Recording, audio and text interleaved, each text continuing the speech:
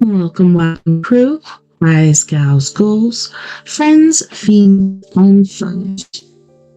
Climb aboard the mothership, secure your tinfoil hats, buckle down tight, and hold on loosely as we soar over the rocky tops of the La Platas on a rocky mountain high, get sucked into the vortex of the Four Corners, and settle down snugly at Mark 420 in Calejo, Colorado. I'm your host, TessaTNT, and we are broadcasting live from the Mile High Clubhouse tonight. Good morning, good afternoon, and good evening to you, and welcome to We Are Paradox Media's Late Night in Rockies. And thank you so much for tuning in, and it's just an honor to have you here with me this evening, hanging out and partaking in some book readage. If you are listening live tonight, you may be listening to me at KPNL Radio, which you can or may find on KPNL Radio at kpnl-db.com. You may also watch us on Facebook, YouTube, and Twitch. Right now we're not live on Facebook or Twitch, but we're hoping to be there soon. I just got to get some finances worked out. Definitely go over to We Are Paradox Media on YouTube and leave us a comment, like any video you've watched or listened to, and leave us some ideas as far as guests you'd like us to have on, or perhaps a topic you'd like us to cover, and I would be happy to do that.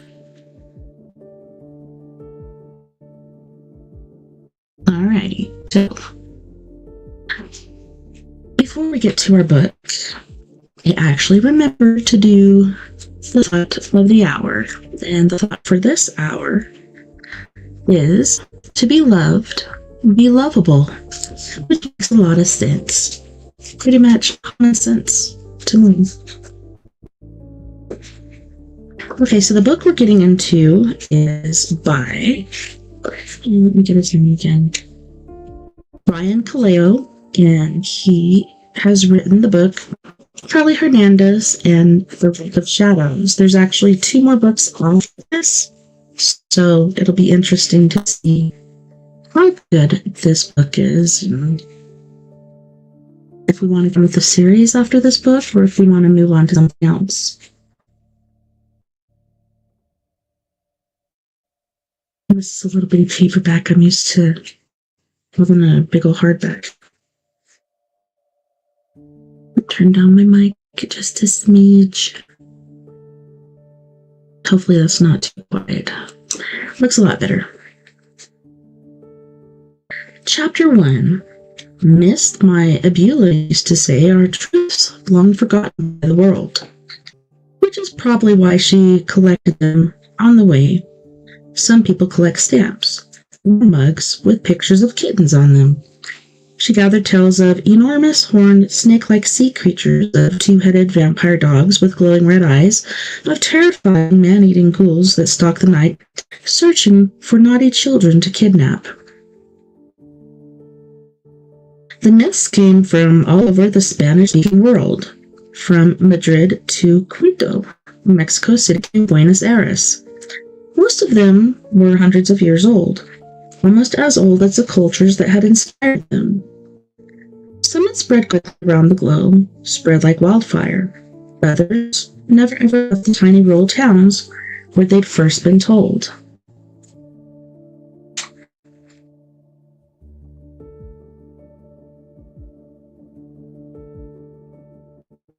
Turn up this background just a little bit. Just a smidge. There we go.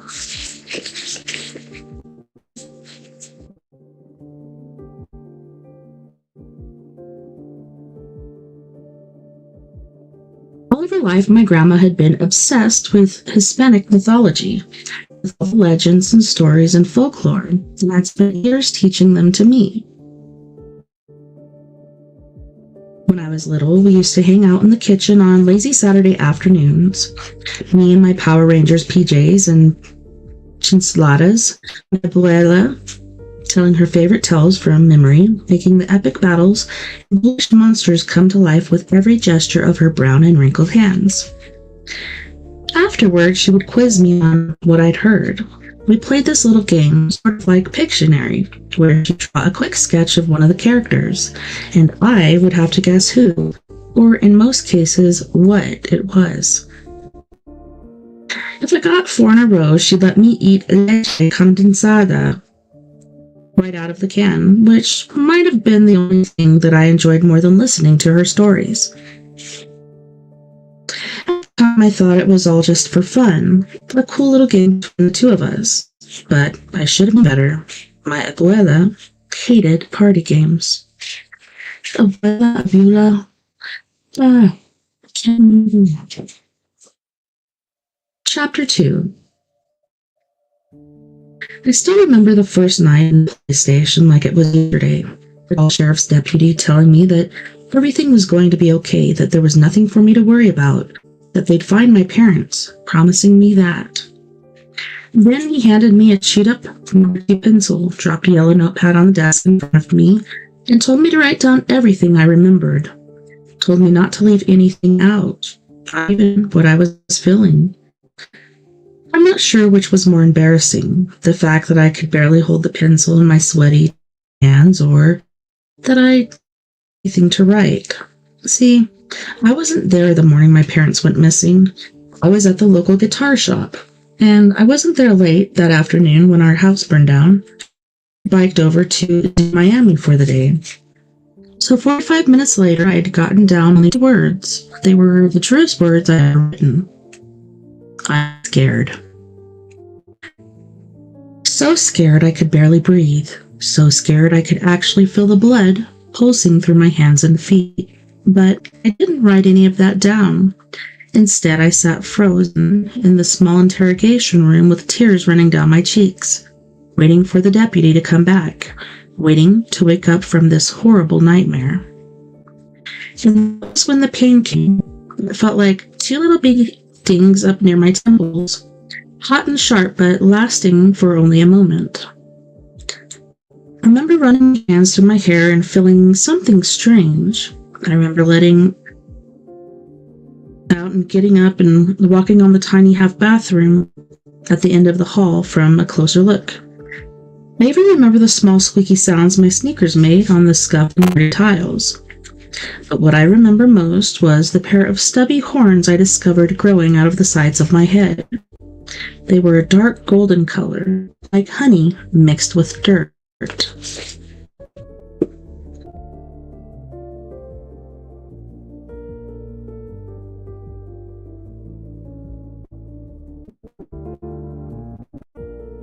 Chapter 3. That day was the single worst day of my life, but the days that followed were almost as bad. Since I didn't have any living relatives, my abuela died when I was 9, and child services was having a hard time finding a place for me. I spent the next 2 weeks sleeping in a scratchy cot in one of the empty cells at the front of the police station. Every night I planted myself on the folding chair outside the station's 911 call center, listening in on the dispatchers, hoping to hear something, anything, about my parents, and every night I was disappointed. Obviously, with a pair of horns growing out of my head, I couldn't help but think back to my abuela's myths, especially the one about the morphling. In those stories, the young hero would always defeat his nemesis, an evil, narcissistic, twice-cursed witch, by manifesting some kind of animal trait. It was usually something odd like fins or hooves or an armadillo shell, and even though it seemed sort of similar to what was happening to me, minus the whole fighting an evil witch part, of course, I honestly didn't see how a fairy tale could have anything to do with my current situation. They were just made-up stories, kid stuff. A week later or so, the horns suddenly vanished. I couldn't explain it. I just woke up one morning, felt around underneath my hoodie, and they were gone. At that point, I just assumed, like most people probably would, that I'd had some sort of nervous breakdown.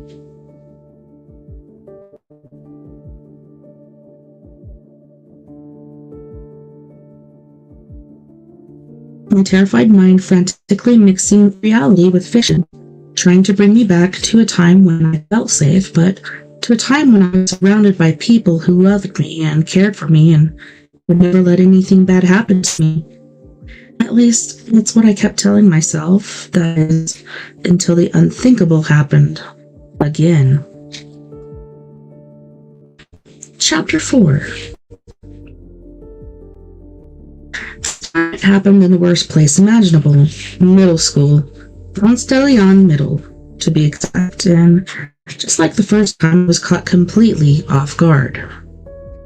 See, by then my life had almost started to feel normal again. More than 4 weeks had passed since the horns, school was starting back up, and my 2 best friends had come home from summer camp. Not only that, but I wasn't sleeping at the police station anymore. The state had found a temporary guardian who lived in the same South Florida neighborhood, and I'd moved into her dusty upstairs attic. Not perfect, sure, but it definitely beat the heck out of the 6x8 cinder block cell. So anyway, there I was, just sort of dozing off in the third period history when my life took another crazy detour into Freaksville.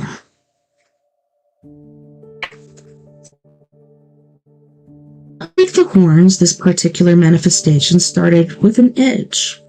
A hot, sort of painful itch way down on my back. Then the itch began to spread. My sides, along my shoulders, down the backs of my arms. It felt as if an army of creepy bugs were crawling all over me. I started to scratch and scratch, but it didn't help. It only got worse. My skin growing hotter and redder and ridiculously scaly. And that's when it happened. That's when a fat gray feather burst through the skin in my forearm like a zombie hand bursting out of a grave. For half a second, I wondered if Mr. Henry's snooze-inducing lesson about the French Revolution was somehow making me hallucinate, which, by the way, wouldn't have been the first time. Then another feather sprang up, this one through a tiny pore in the crook of my left arm, and I felt my blood turn ice.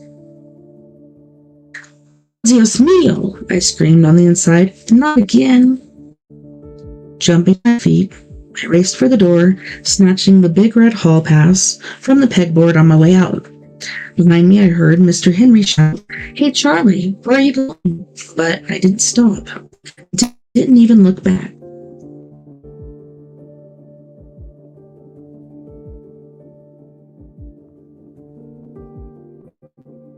Thankfully, the hallway was empty. No 8th graders making out by the stairs. No hall monitors lurking with their bright yellow t-shirts and walkie-talkies. Pounded past the wall of lockers and around the corner, and a heavy metal door next to shop class, grass coming fast and shallow, then up a short flight of stairs and into the boys' bathroom, which, thankfully, was also empty. I ducked into the first stall, peeling off my shirt and gasping. My chest, smooth and hairless as the baby's bottom a minute ago, was now covered in a forest of ugly little feathers. I didn't think, just started plucking. The first thing I learned, putting feathers out of your body isn't any fun. It's actually insanely painful. Sort of like squeezing your eyebrows, except these eyebrows were as long as my pinky finger and had hard, darkened roots that sank deep down into my pores, deeper than any hair follicle. My skin stung, tears ran down my cheeks, and I had to bite down on my tongue just to keep from screaming, but I didn't stop. In fact, I started plucking even faster, squeezing my eyes shut against the tiny strings of pain and tossing the feathers into the toilet by the handful. Rip, rinse, toss. Rip, rinse, toss. I'd almost sort of started to get into a rhythm, too. When I opened my eyes again and saw something that made my heart stop. The toilet bowl was full of feathers, almost up to the rim of the seat, but my body was still covered with them.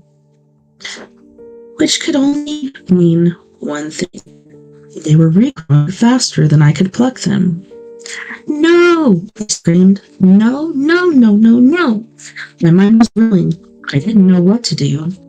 I tried flushing the toilet, but nothing happened. I tried again, jiggling the handle this time, but instead of the feathers disappearing down the hole like they're supposed to do, the water filled the bowl and an unhealthy gurgling sound rose from the bottom. I froze for an instant, froze with horror, watching as the water rose up, up, up, and began to slope over the sides of the bowl and onto the floor. The gurgling sounds turned into choking ones. The sharp stench of number one and its even stinkier numerical compadre on my nostrils. Do something. In a panic, I peeked into the toilet, trying to see if there was anything I could do to help get the freaking thing to flush. Huge mistake. It was just at that moment a fountain of scented nasty sprayed straight up from the center of the bowl, blasting me in the face and knocking me off balance. I crashed through the stall door and landed on the floor with a wet splash. My breath exploded from my lungs in a painful whoosh, and the wool teetered. My tongue and my head spun. Just when I thought things couldn't get any worse, the choking, gurgling sound spread to the other toilets, and suddenly all 5 fudge funnels were overflowing. The urinals, too.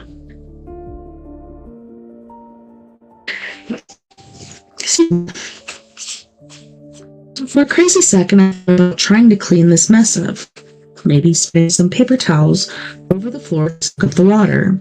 But then I realized there weren't enough paper towels in the dispenser. There probably weren't even enough in the entire school. Scrambling to my feet, I ran to the bathroom door, cracked it open enough for one eye, and peered out. The hall was still empty, which was awesome, but how much longer would it stay that way?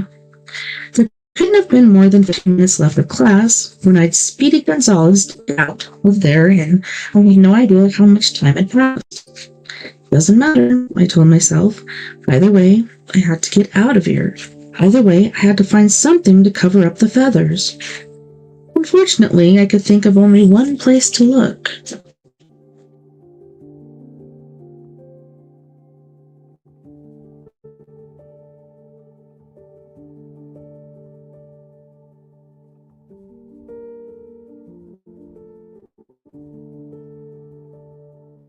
Chapter 5.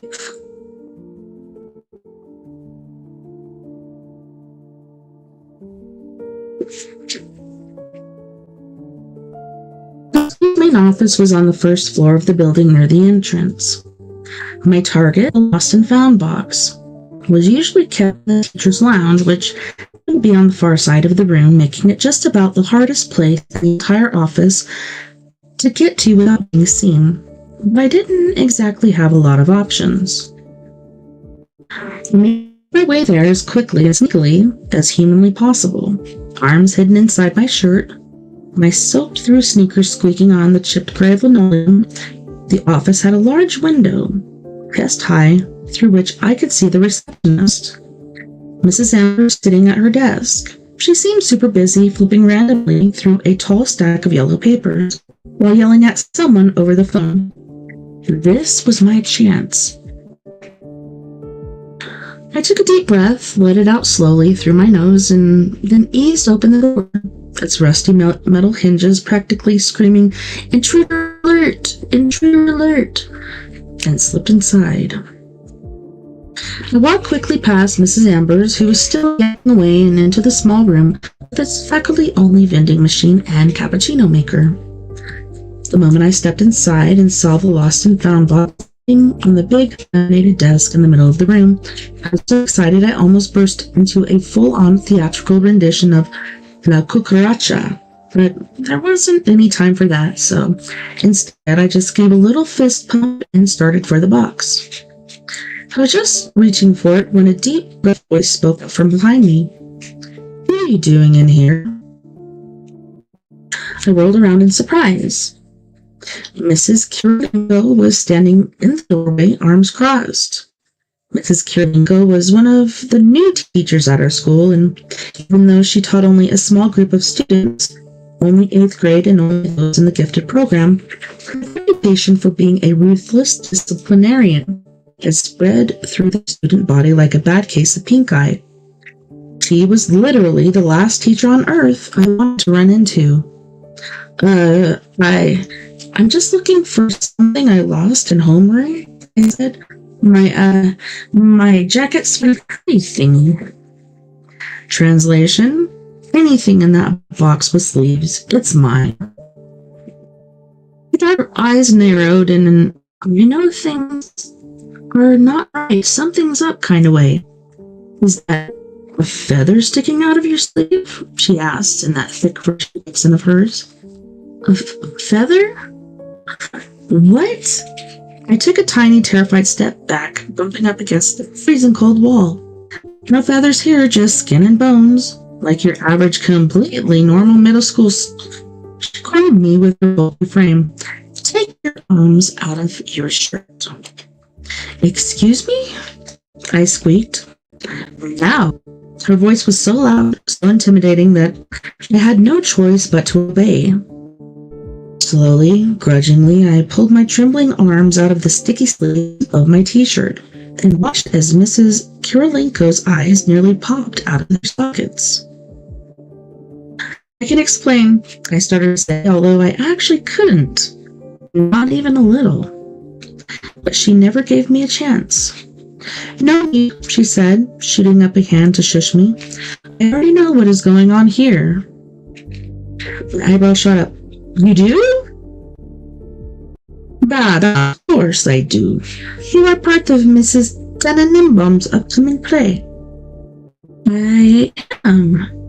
Then realizing I should probably go with this, yes, I am. Best losing a bit of her magic touch, as you Americans would say, but it is not bad. She plucked a feather from the already tender underside of my forearm, making me flinch. Something wrong?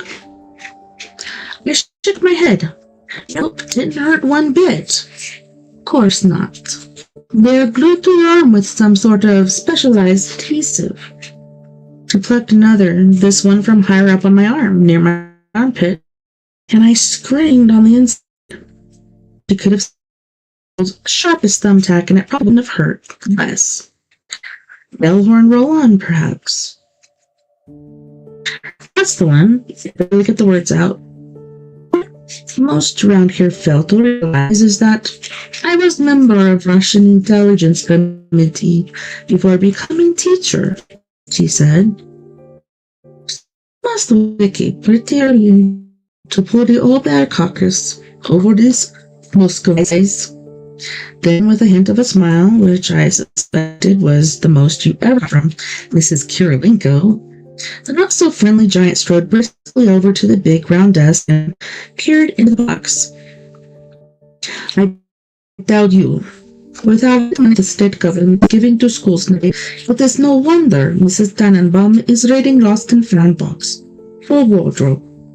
Fortunately, we have very resourceful teachers in the school.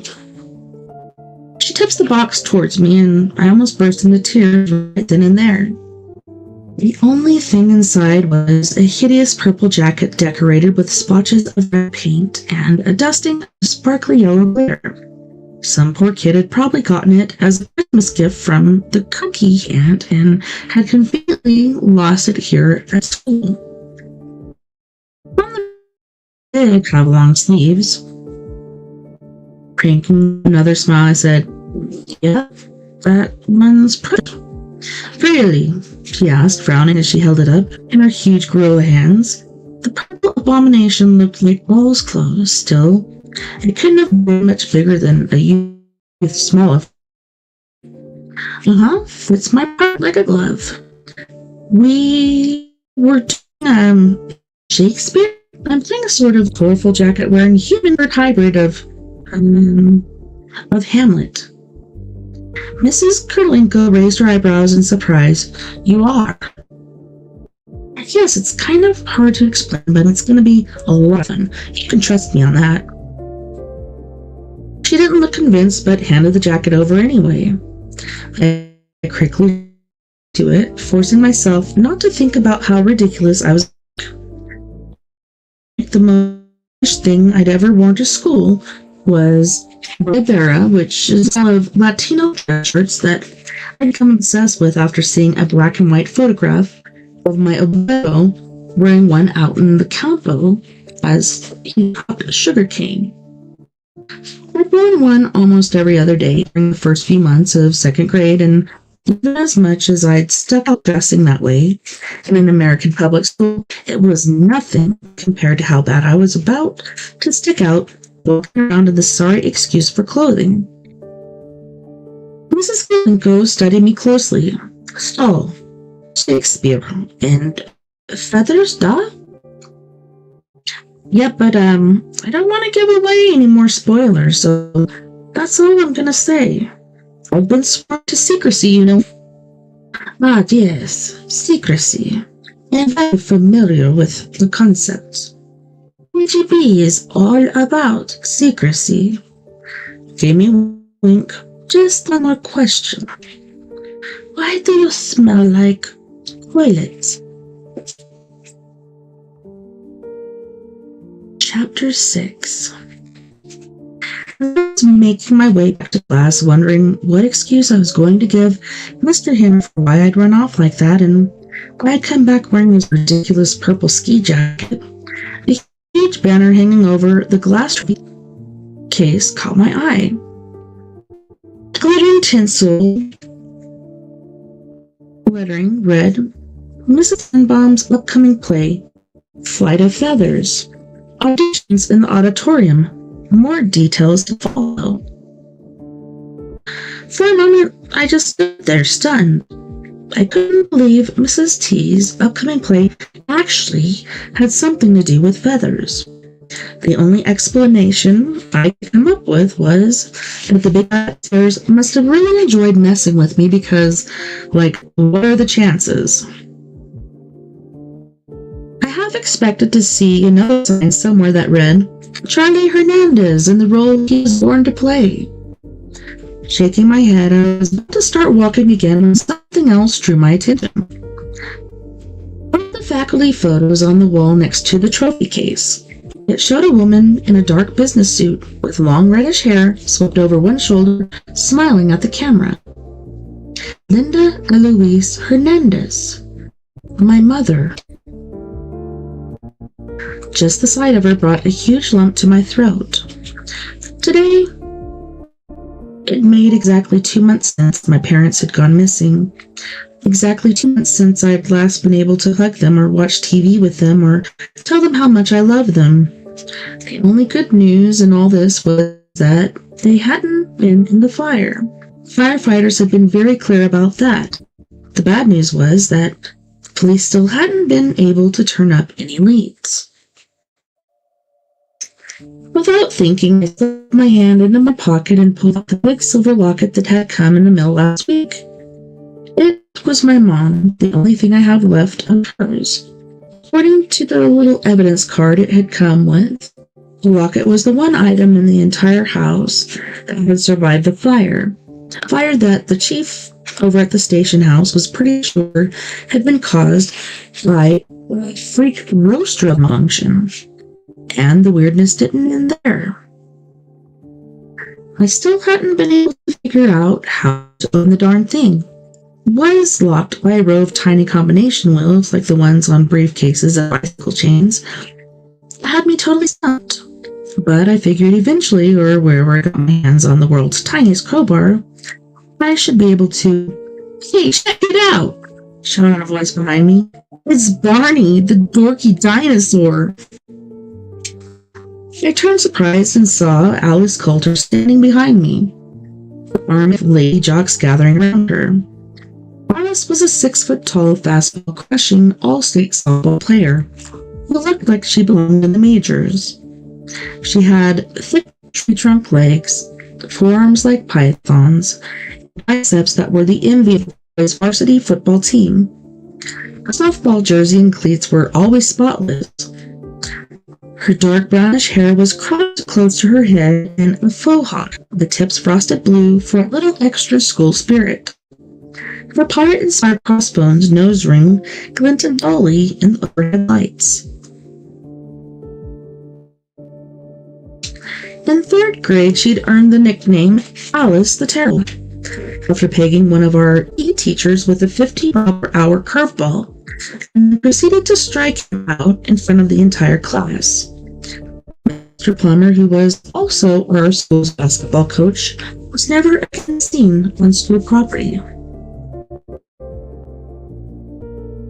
Hello, boys and girls. I'm a big purple loser, Alice said, doing her best Barney impersonation.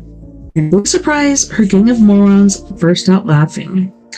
One of them shouted, "Burn!" right in my face.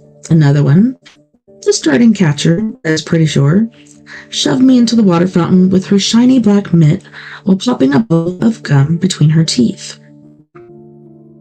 I looked around for a hall monitor. Nada. Which was the problem with hall monitors. They were never around when you needed them. Alice gave me a big, wicked grin. Honestly, is dressing like that considered cool wherever it is you're really from? I'm from here, I reminded her for what felt like the zillionth time. This whole thing started back in first grade when we'd been partners for a cultural heritage project, and she learned that I was born in Puebla, Mexico. My dad's family is Mexican and Portuguese, and my mom's is Cuban. I tried to explain to her that my parents had moved here when I was only one, so America was the only country I'd ever called home, but she didn't seem to get that. It sucked that some people would never accept me just based on my parents' nationalities and the color of my skin. Sure you are, essay. Alice's gaze narrowed. Then she stepped forward and snatched my mom's locket out of my hands before I could react. Hey, give me that back! I shouted, lunging at her, but two henchmen grabbed me. They slammed me roughly against the wall of lockers and held me there. I could only watch, shivering with anger, as the bat-swinging Neanderthal raised the locket to her face and grinned. Pretty fancy, she said with an evil wink. I guess. Going away gift from Mommy and Daddy when they got deported. My temper flared. Don't talk about my parents. Yes, sir, Capitan. Beg your pardon, Capitan. Most of her crew was almost falling on the floor. They were laughing so hard. Then Alice gave me a mopping salute, and they all started laughing even harder. Gosh, what was wrong with these people? Should they just wake up in the morning thinking about whose life they could make miserable? Tummy tuck! Alice suddenly shouted and punched me right in the stomach.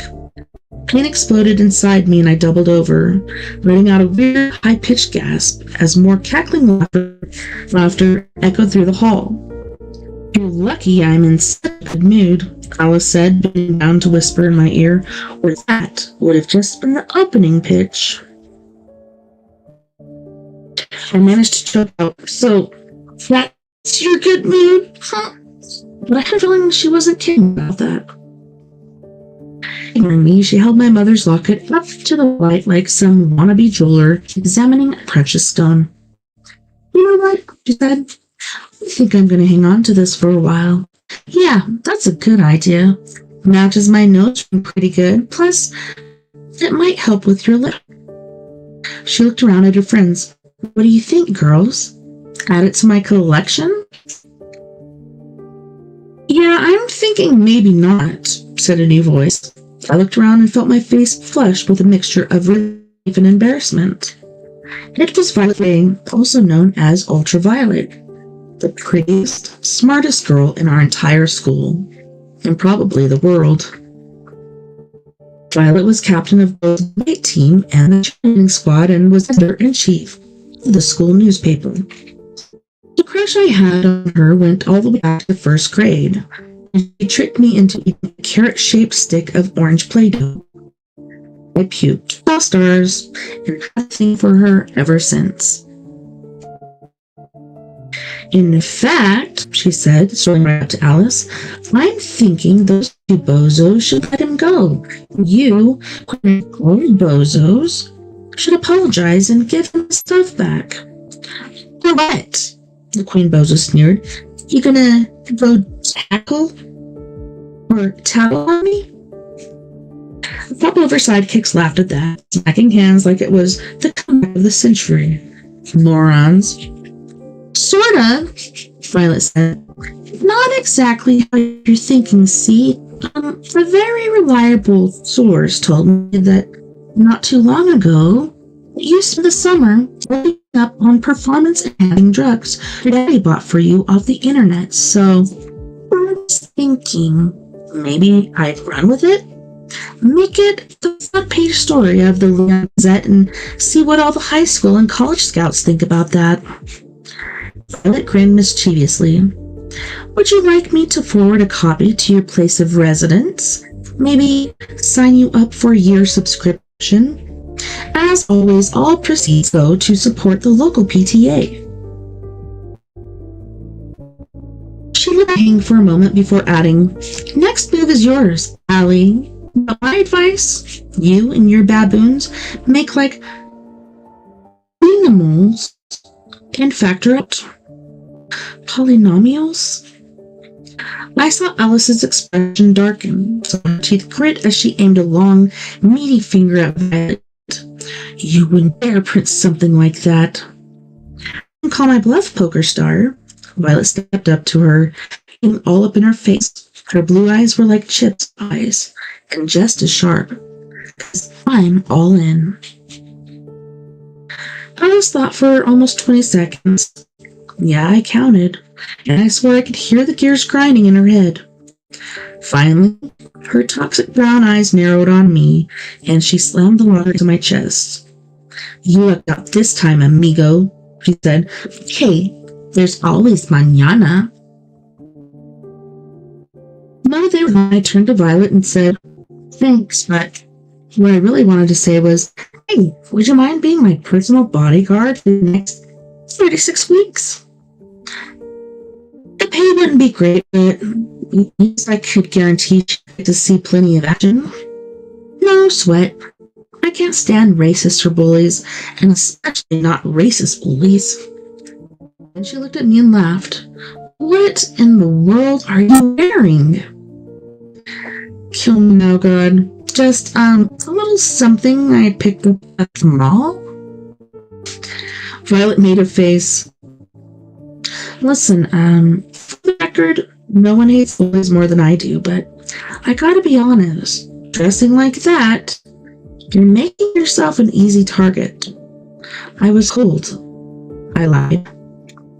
And wear a jacket that fits, and preferably one that's less sparkly. I'll try to remember that. My chest feeling a red hot blush creeping up my neck. Hey, your dad is Edward Hernandez, right? The animal scientist? Whoa, she knew that? Yeah, he's an animal geneticist. He studies their DNA and stuff like that. You remind me of him, Violet said, and it was easy to understand why. My dad and I were basically twins. We had the same honey-colored skin and the same dark hair and the same chocolate brown eyes that proudly showed our Latino heritage. My mom says I'm his mini-me, which I guess is a good thing since most of her friends like to call my dad, when he isn't around of course, Señor, tall, dark, and muy handsome.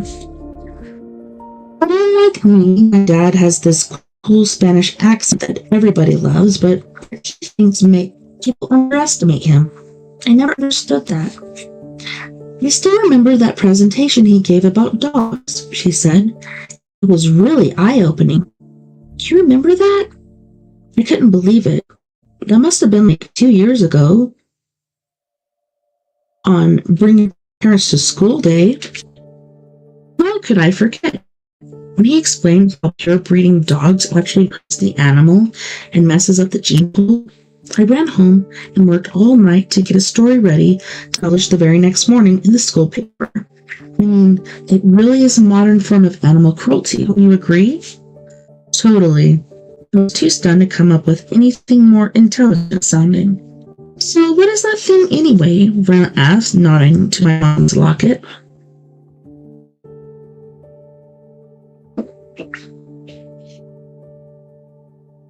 You mean this? She looked up, her eyes all huge and excited. Oh my god, it's beautiful. Where did you get that? I caught a whiff of her and she smelled like strawberries and cotton candy and, was all I could manage. You don't remember? No, I do. It's just something I found. I hope I didn't sound as stupid as I felt, though I was pretty sure I did. It looks to me like a hybrid of a bullet necklace and a locket. Definitely silver. Throw in the chain and the oddity value, and my guess is that it's probably somewhere in the neighborhood of $600. You can want it for around $300 if you needed to score some quick cash. I must have looked pretty sad because she quickly added, my dad owns an antique shop downtown. Sometimes I work the register. I had no idea, I said, but the truth was I knew all about her dad's shop. I made my mom sell off half of her old clocks in China just so I'd have an excuse to go in and maybe catch a glimpse of Violet hanging around the back somewhere. With that, I know. Yep, she was nodding now, eyes fastened on the locket. It's definitely vintage. Maybe early 19th century? Definitely rare. I was thinking the same thing, actually, about being rare and stuff. Have you checked to see if there's anything inside? Yeah, I tried, but I couldn't get it open. Here, let me. She took the locket and went to work on it. I'm good with locks. Yeah, I don't think you're gonna be able to open it as easily. I'm trying nonstop for like 5 whole. The locket clicked open in her hands. There. Seconds? I gaped, shaking my head. How'd you do that? I'm good with locks, remember? Her lips curved into a dazzling smile. Then she turned her attention back to the locket. Where did you say you found it again? My house, my old house. Check it out. With the tips of her fingers, she pulled what appeared to be a small square of white animal skin from the locket. She held it up, and I could see that the edges were all crinkled and frayed like some ancient scroll. Looks like some kind of map, she whispered. An old one. When she passed it to me, I realized she was right. It was a map. There was a legend in the bottom left-hand corner, a scale 1 centimeter equal to 0.5 acres, and a little red X in the middle. But why was there a map hidden inside my mom's locket? What do you think that symbol means? Violet asked. On the other side. I flipped it around. On the back was some sort of decorative marking. 2 long horns curving up toward a fan of plumy feathers. Well, sounds like what he's been trying to morph into. My fingertips were numb. Horns and feathers in a flippin' way. Hey, you okay? She asked, jabbing me on the shoulder. I gave a shaking nod as he handed me back the locket. Where did you say you found it again? She asked. It was in my room, in my other... Excuse me, rasped a voice from up the hall. We both turned to see Mrs. Porter, the school's home ec teacher, poking her head out of her classroom. She had a crusty wooden spatula in one hand and was pointing at us threateningly. A glob of spaghetti sauce dripped off the spoon-shaped end, splattering the ground between her feet. This isn't a coffee shop, she said. You two need to get back to class now. Her pretty little eyes narrowed on me. What God's name are you wearing? She's cold, Violet said. Mrs. Porter looked like she'd just been told the earth was actually square. But it's over 90 degrees out. Might actually be closer to 88 with the wind chill factor. What else could I say? Mrs. Porter stared at me for another long moment. as if her absolutely refused to let her accept what she was seeing. Then she said, "Your generation lacks any sense of propriety and style. Now get back to class." Chapter 7. When the final bell rang, I headed out to the bleachers by the PE field to meet up with Alvin Campbell and Sam Rodriguez, my two best and only friends. I jokingly called them Los Timaguas, which means the twins, in Spanish, because I don't think there were two people on the planet who looked less alike. Where Alvin was tall and portly with milky complexion and curly orange hair that fell over his face like a mop, Sam is real thin, dark-skinned, and had thick black hair that stuck straight up in a perfect 3-inch tall flat top. If I had to compare them to creatures in the animal kingdom, I'd say that Alvin closely resembled a manatee in shape and overall athleticism. Which I guess is kind of ironic since manatees recently became his favorite animals. And one started hanging out now behind his house last year. Well, Sam probably reminded me of most of the flamingo with those bright chocolate-colored t-shirts he liked to wear in his long, stick, thin legs, then could really move when they had to. But as different as they looked on the outside, the bonds that united them on the inside, united all three of us, really, were strong and unshakable. Games, Hot Pockets, and our 3-man Latin rock band called Los Tiburones. So naturally, the guys were rocking out on their guitars when I got there, probably leveling up through the latest mobile version of Guitar Hero. "Dude, where's the blizzard?" Alvin said in solo. "Not today, Al." I blew out of breath. "Definitely not today." As we started across the field toward the line of parked cars, Sam put a shiny New York Red Bull skinned iPhone away and said, "So what? Are you going to explain the jacket, or you want us to pretend we don't see it?" "Guys, it's not a big deal," I said. "I just felt like adding another layer of protection." They both stared at me. "Right. It's not that weird." Alvin was shaking his head. "Dude, I just need you to understand that when you wear stuff like that, you bring down our entire group average. People are going to start thinking we're weird." "They already think that," I pointed out.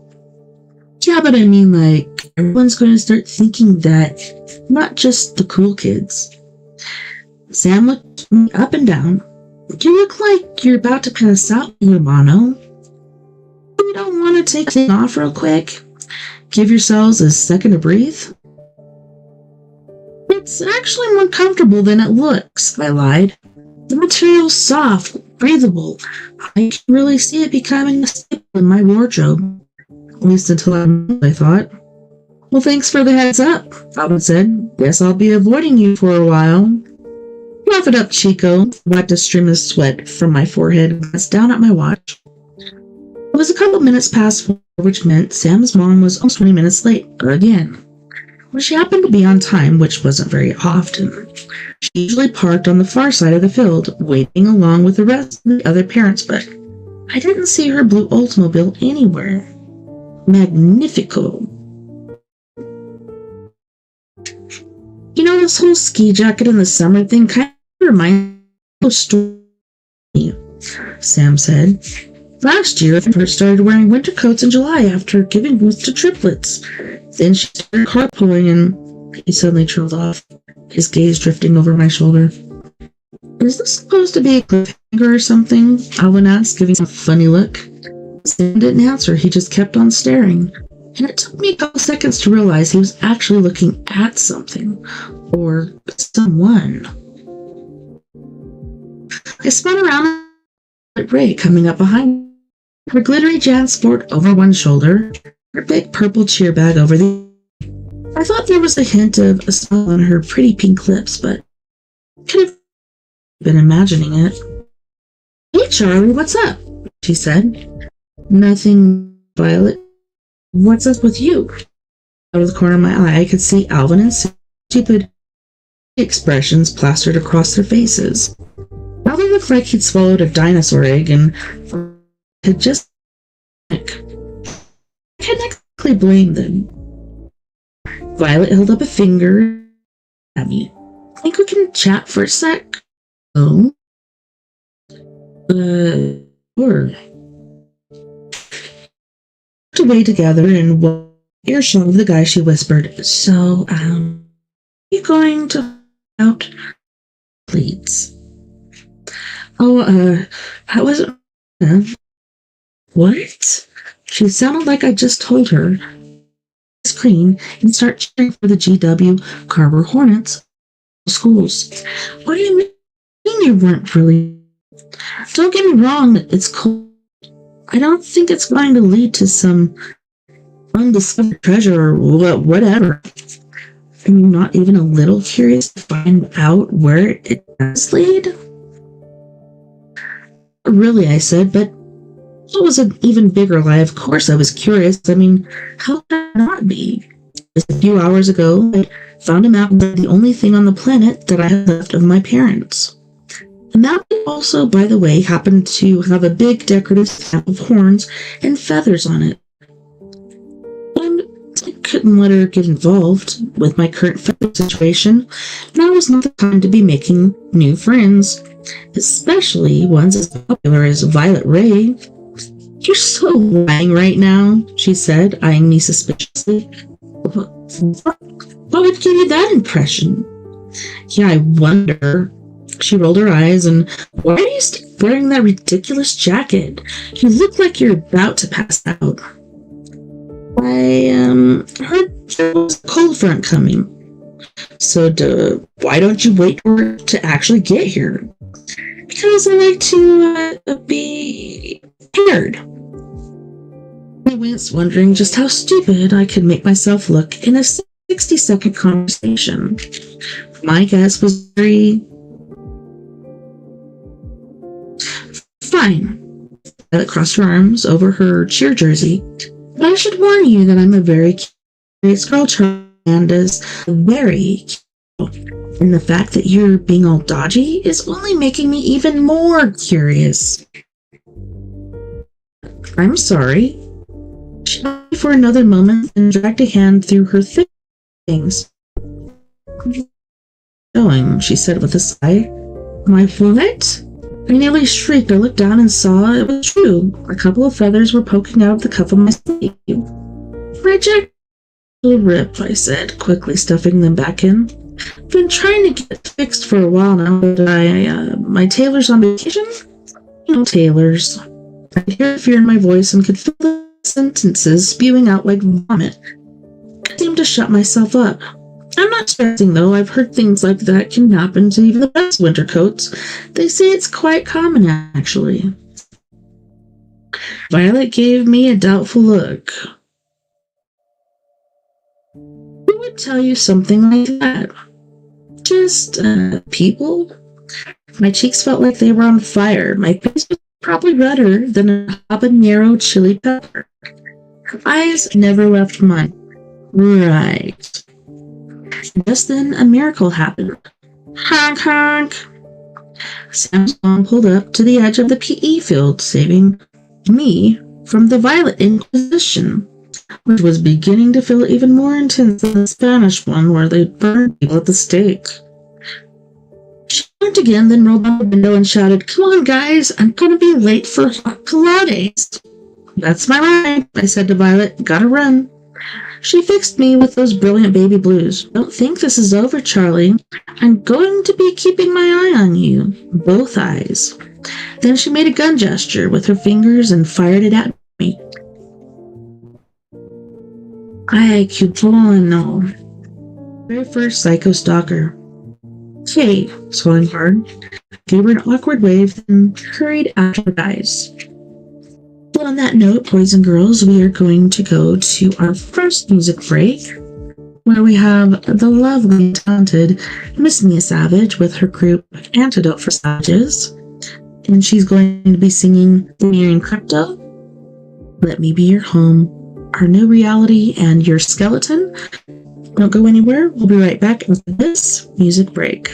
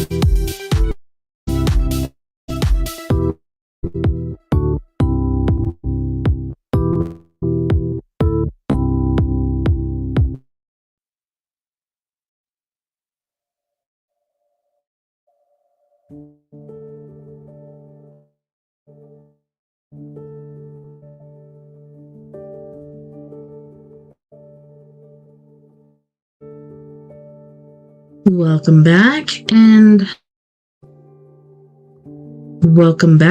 thanks so much for hanging out with me. We are Paradox Media's Late Night in the Rockies. Tonight it is time with me, TessaTNT, and we have been reading a very awesome book. I've been enjoying it so far. And it is by our good friend, Ryan Calejo. And it is Hernandez in the League of Shadows. I've really been enjoying it.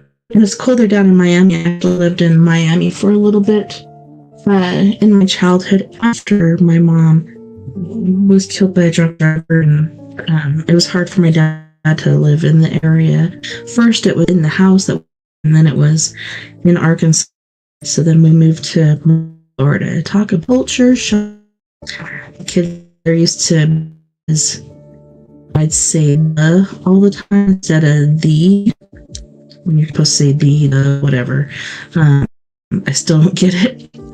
It's not the, it's the. I'm like, no, it's the. Oh man. Can't win in some circumstances. But yeah, thanks so much for hanging out with me. It's been awesome so far. I'm hoping you guys are enjoying it as much as I am. Before we get back into story time, is a positive thought for the hour. This one says, the dictionary is the only place success comes before work. You get it? Because it's alphabetically correct? Yes. Alright, well, let's leave that where it lay and get back into this fantastic book. I was a little late pulling up the thick of it last time, but we got it. Alright.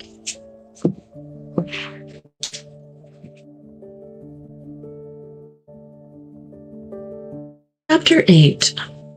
Make sure we're good over here for my Spricker peeps. My Spricker fam. Looking good. Alright. Chapter 8. The entire car ride home, the guys pestered me with questions about Violet. What did she want? What did she say? What does her breath smell like? Glitter? Cupcakes?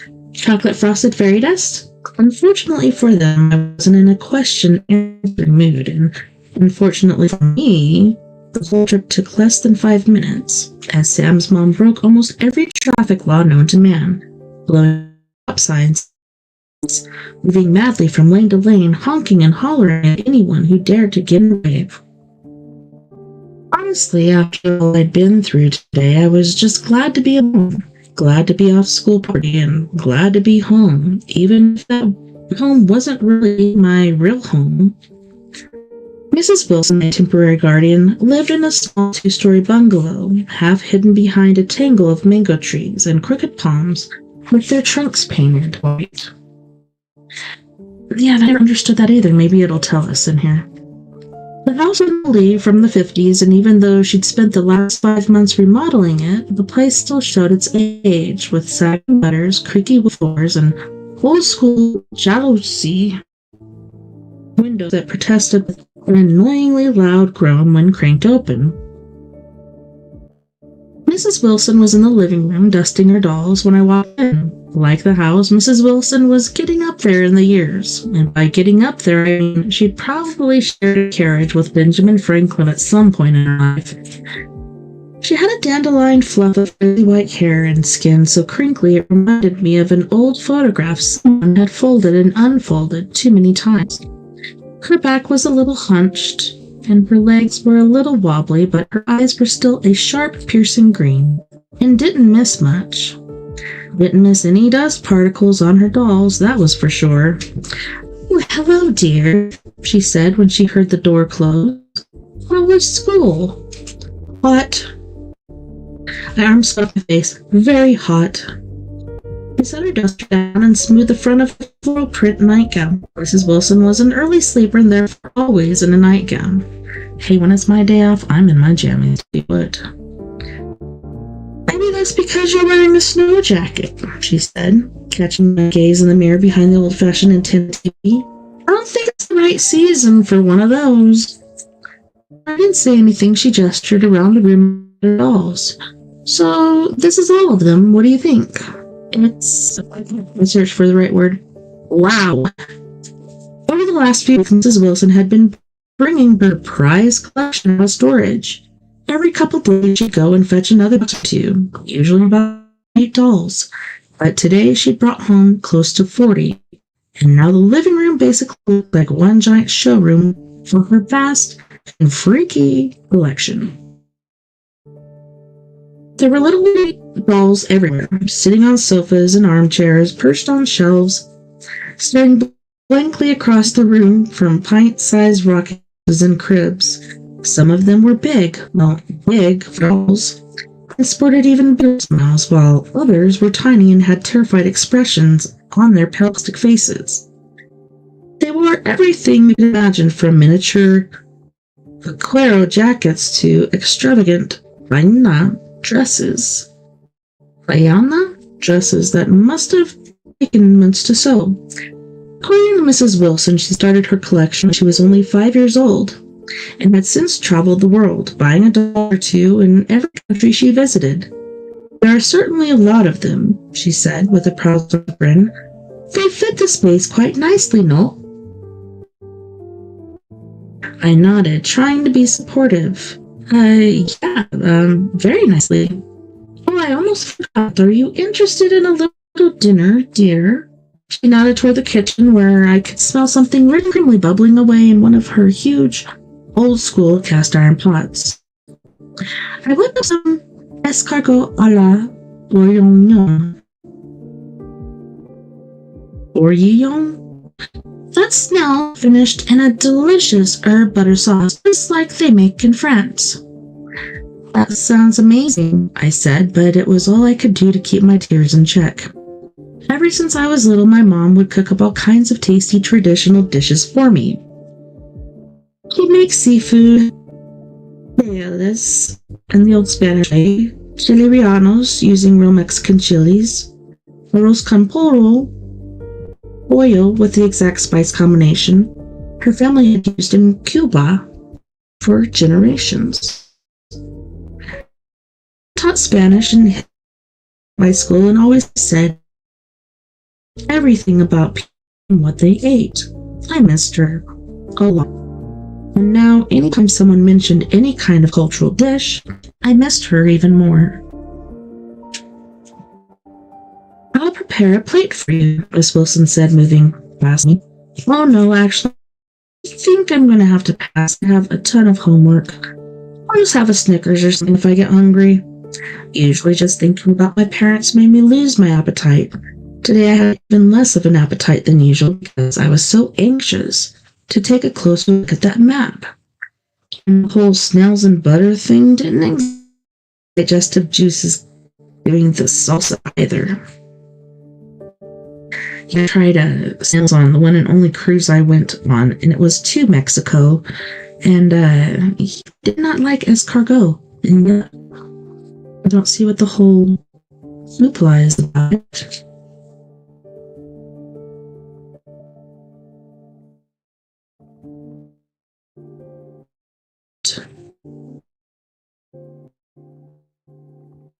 Candy bars aren't a meal, dear, I heard call out as I pounded up the creaky stairs to the attic. You should always try to incorporate multiple groups. Don't worry, I called back. I'll throw in a bag of tortilla chips to get some veggies in. Hasta mañana. In my room, I stripped down to my underwear, which were soaked through. TMI, I know, and dropped into the rolling chair in front of the laptop Alvin had let me borrow. Then I pulled the map from my pocket, typed the words horns, feathers, and map into my search engine, and hit go. Nothing came up. Nothing useful anyway, so I tried my second favorite search engine, but I didn't get anything there either. Not even a page of results this time. Sighing, I leaned back in my chair, wondering what to do next. Unable to come up with much, I took a picture of the little horns and feathers symbol with my webcam, uploaded it into Google, and ran a reverse image search. Honestly, I really wasn't expecting to get a hit. Next thing I know, bingo, I got one. A link to the La Rosa Cemetery website had come up in the results. More than a little confused, I clicked it and was greeted by a colorful banner that read La Rosa, most trusted name in estate planning. Below it was a slogan, "Pick a plot, secure your spot." It sounded like they were offering cruise reservations, not a 6-foot deep hole in the ground. One of the page was some sort of family crest, flanked by 2 huge birds, eagles maybe. And inscribed along the edge of the shield was that symbol again, the horns and feathers. Interesting. I browsed the site. There was history about the place, a little background on its founder, Mr. Juan Garcia, an old Spanish industrialist, and a couple of pages about pricing and payment plans. Nothing jumped out at me except the half-off sale on coffins, because who doesn't need to get in on that deal, right? Just when I was about to close the page, I randomly clicked on the Directions tab, and an aerial view of the cemetery came up on the screen, freezing me in place. It was a mirror image of the map, right down to the little hill in the middle of the long stretches of trees that bordered it. First, I couldn't believe my eyes, but looking at it from this angle, there was no doubt about it. This was a map of the old cemetery up on Bonita Avenue. Then something else hit me. Whatever the X marked was inside that cemetery.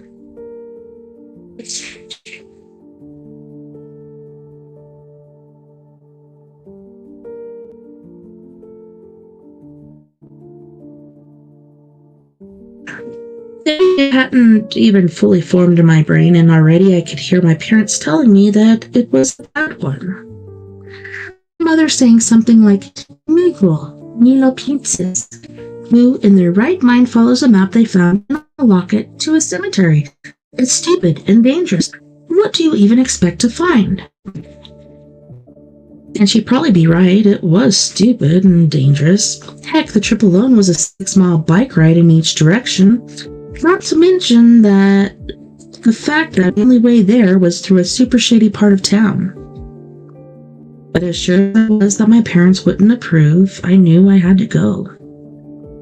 If there was any chance of figuring out what was happening to me, any chance of finding my mom and dad, I had to give it a shot, regardless of the consequences.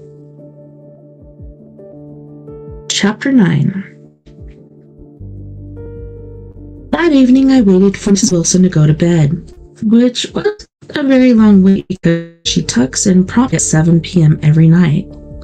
Then waited a little long for the sun to start going down before I snuck out my bedroom window and headed over to La Rosa. The ride took almost an hour, and by the time I got there, night had fallen and the wind had really picked up, blasting through the narrow 2-lane street that curved into the cemetery's parking lot. Fortunately, I'd put something on to hide the feathers. My own normal full-size, non-sparkly hoodie this time, so the drop in temperature was more of a relief than anything. I laid my bike by the entrance and looked around. Sorry, I gotta lower this down again to an even. There we go. Maybe we'll go for 64. Yeah.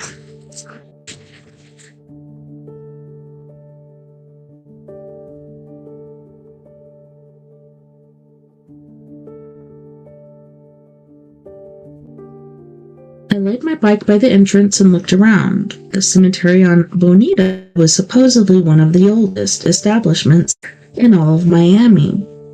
According to their website, it had been founded in the late 1800s, right around the time Miami was declared a city. The graveyard itself, a rolling carpet of ankle-high crabgrass, was surrounded on 3 sides by tall, spindly trees. A twisted wrought iron gate guarded the entrance, swinging from a pair of giant rusty hinges. The gate shivered slightly in the breeze, making this sad pipe whine that sounded like a wounded animal. Beyond it, sunken tombstones and towering mausoleums created a haphazard maze of stone and marble that seemed to run on forever. I could hear a chorus of spooky sounds coming from somewhere deep inside.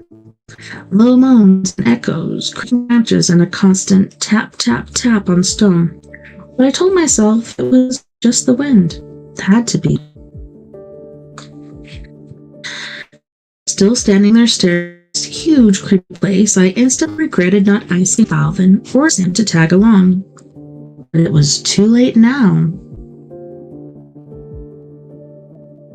Stuffing my hands into my pockets, I walked in through the gate, which someone had forgot to close, if it even closed anymore, that is, and began picking my way around the grave markers, trying not to think about the bodies rotting just 6 feet under.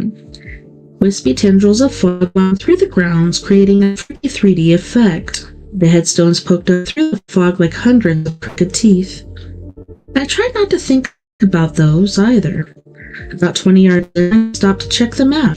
It was dark in here, much darker than inviting entrance, but the yellow glow of the street lamps across the road provided just enough light for me to see. And judging by the little pictures, it wasn't too far now, another 15 yards or so, and where the X mark should come up on my right. Almost there, I told myself, pocketing the map.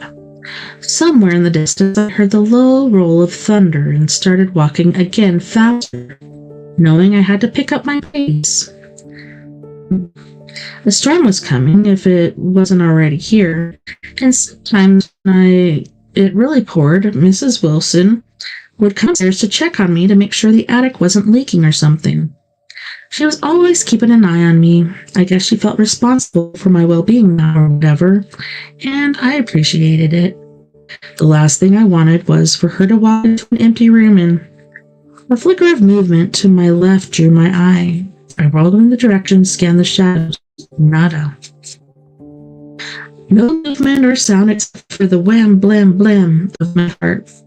I squinted into the gloom, listening, still nothing. This place is getting to me, I thought. A few more minutes in here and I'll be seeing zombified Justin Bieber doing the claws up move from Thriller. Could you imagine? That'd be pretty funny. I think so, at least. Up ahead, the branches of the ancient oaks cracked and snapped. I tried not to stare at the creepy mosaic they made against the starless sky. That's interesting because this background music is called Starless Night. Anyways, tried to ignore the nagging feeling that I was being watched, followed even. Get it, Chico, I said out loud. There's nothing to be afraid of, Cero. My voice sounded weak and scary even to my own ears. There was a vibe to this place, a sort of lurking, uneasy feeling that put a chill in my bones. And even I knew it was probably my head. I also knew I didn't want to second here than I absolutely had to. In fact, part of me to think that I should turn around when I passed the graves and saw something that made me stop in my tracks. It was an enormous statue of an tough-looking dude made of solid white marble. He was kneeling down, with wings folded over the top of his head, with a serious expression that was all like, "Hey, what you looking at?" One of his huge stony hands was pointing down at the ground, and I could just make out a pair of tiny symbols chiseled into the concrete slab between his legs. 2 horns and 5 long feathers, the exact image from the map. My skin prickled. This has to be it. Just below the symbol, slightly into the concrete, was the vague imprint of a hand, a big one. Smack dab in the middle of the palm was a tiny gem that seemed to be radiating a dull greenish glow. Without thinking, I stretched out my hand to touch it, and just as I did, that creepy someone's watch feeling came over me again.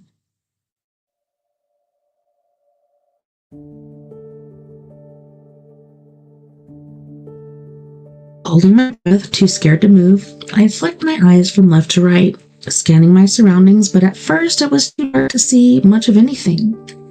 Only shifting shadows and the blocky, bulky outlines of the gravestones. Then a silver sliver of moonlight sliced through the cloud cover, and I felt my mouth go dry. Someone was watching me, maybe 100 yards away. Some dude in a dark jumpsuit and a beanie. At this distance, I couldn't make out his features. They were just a shadowy blur, but it looked like he was holding something big, like a huge stills. Leaves rustled nearby. Then I heard the dry sound of a twig snapping. I whirled, but didn't see anyone, not even a stray cat. Jeez. Taking a breath, I rubbed a hand over my racing heart and turned back to the creepy guy in the jumpsuit, but he was gone. A chill of fear skittered down the middle of my back. Had I imagined him? Was I now hallucinating freaky-looking dudes in jumpsuits? The angel's stony eyes stared at me. "You're losing it, muchacho," he seemed to say. And he was probably right. Somewhere far away, an alley with closer leaves stirred in a cold gust of wind. I shivered, wrapped my arms around myself, and then nearly jumped out of my skin when I felt a hand clap down on my shoulder. Shrieking, I whipped around. Violet Ray screamed and leapt back. "Wait, Violet Ray is here? You almost gave me a heart attack," she said, panting. Her wavy blonde bangs hung in her eyes, and she had one hand pressed over the breast pocket of the long brown trench coat she wore. "I almost gave you a heart attack?" My voice was high and shrill. "Esta loca! Why'd you freak out so bad, huh? I almost touched your arm." "Because I thought you were a grave-robbing serial killer." Rubbed the spot of pain on my shoulder. "Man, got one heck of a grip. That's what 7 years of nonstop cheerleading and gymnastics will do for you." Violet smiled, making my stomach flutter, even through the fear and shock. "I could probably snap your back like a twig," she confessed. When I didn't say anything, she shrugged, looking embarrassed. "That's kidding, kinda." I stepped up to the statue of the angel. "So this is where the map led you, huh?" He ran a hand along one of the marble wounds. Her shiny pink nails glinted in the moonlight. Creepy. I looked around wildly. "Where the heck did you come from, anyway?" "I followed you," she said, like it was the most natural thing in the world. "What are you doing here, Charlie?" "You do?" "Of course I do. You're trying to find out what happened to your parents. That's why you didn't want to tell me what you were going to do with the map." My mouth opened and closed. Dang, this girl was sharp. "Don't be embarrassed," she said. "It's perfectly natural. In fact, I probably wouldn't have told me either. And full disclosure, I knew that locket I had opened for you was your mother's. I'd seen it before. She wore it to a PTA meeting once, and my mom tried to convince her to sell it at our shop." She took a step toward me, her eyes soft. "I want to help, Charlie. I want to help you find them." I don't know what she's trying to say, but she cut me off. "Charlie, this is what I do. Investigative journalism. I hate to sound like Liam Neeson or whatever, but I have a very part skills." She paused. "You've seen Taken, right?" "Yeah, I've seen it, but I just don't think it's a good idea." I was staring down at my feet now, shaking my head, but I could feel her eyes on me. "I'm usually pretty good at following clues and stuff anyway. It's pretty rare when something catches me by surprise." "You know a lot about sleuthing, huh? Keeping your wits about you? Noticing every little detail?" "I know enough. Know a lot about spiders, too. In fact, I do know a lot about spiders. I know a lot about all kinds of animals and insects." "Know anything about tarantulas?" "Is that a challenge?" "Kingdom Animalia. Phylum Arthropoda. Class Arachnida. Order Arania. Nature. Roughly 8 species worldwide. They spin silk, but unlike most spiders, they don't use webs to catch their prey. I have 8 eyes but can't see very well. Take that. I always knew all my dad's animal talk would come in handy one day. Violet smirked. Bad eyesight, huh? Well, that's ironic because I bet the one on your arm is getting a pretty good look at you. Huh, nice try, but I see what you're doing. You're trying to get me to freak out and look down so you can prove that I'm not aware of my surroundings and therefore need your help. Unfortunately for you, I'm not that gullible. Charlie, I'm serious. Her expression became earnest, urgent. Is literally crawling up your arm right now. Funny, I like that, but for your information, I also happen to have a pretty keen sense of danger, so I think I'd know if a tarantula was crawling up my chest and something to my sleeve. I glanced down, my body went numb.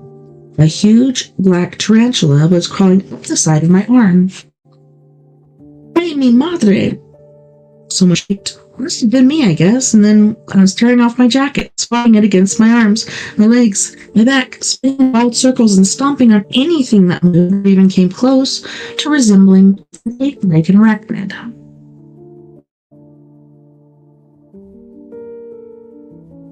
Did I get it? Frantically. Did I get it, huh? Violet didn't answer. I danced right up in front of her and yelled, Did I get it or what, Pika? But she just stood there staring at me with wide bulging eyes, and then I realized why.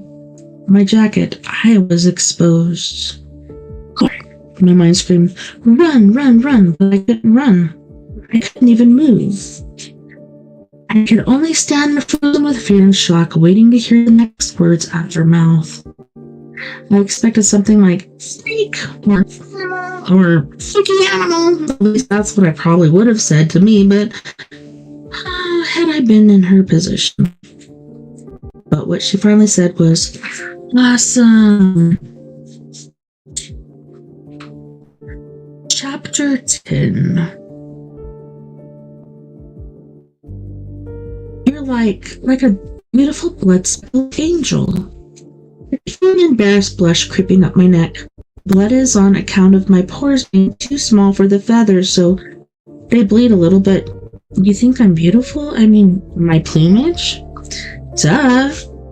Violet was circling me now, looking me up and down like I was Michelangelo's David or something. But no wings, huh? Too bad. I've always wanted to fly. You know, like Lois Lane in the original Superman movie? Give me a day or two, I said. Wouldn't be surprised if I sprouted a pair. She held my gaze, her eyes electric. So, what are you? She asked finally. What do you mean, what am I? I snapped. I'm a boy. Boy. She put her hands up.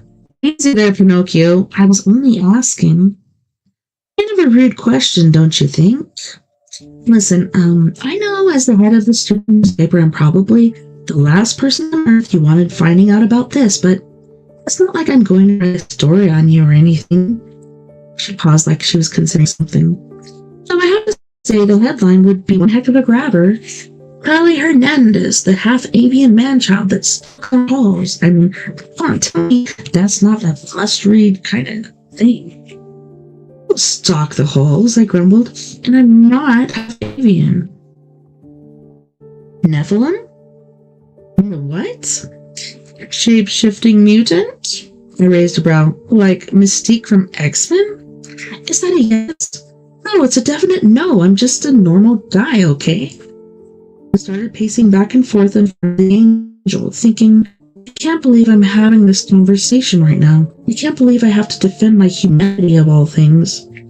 Listen, this, I said, gesturing at the feathers, Little Esto feels like a nightmare, and it's definitely not something I've been dealing with all my life, believe me. So, when did it start? The day my parents disappeared, I said before I could catch myself. Her gaze sharpened. I should probably start there then. What? No, you're not investigating this. This isn't some local fast food place putting horse meat in their burger patties. This is my life. Violet looked surprised. You read that story? Yeah, and I love how I worked in the factory farms and animal abuse angle, but no, this is not some investigative journalism piece.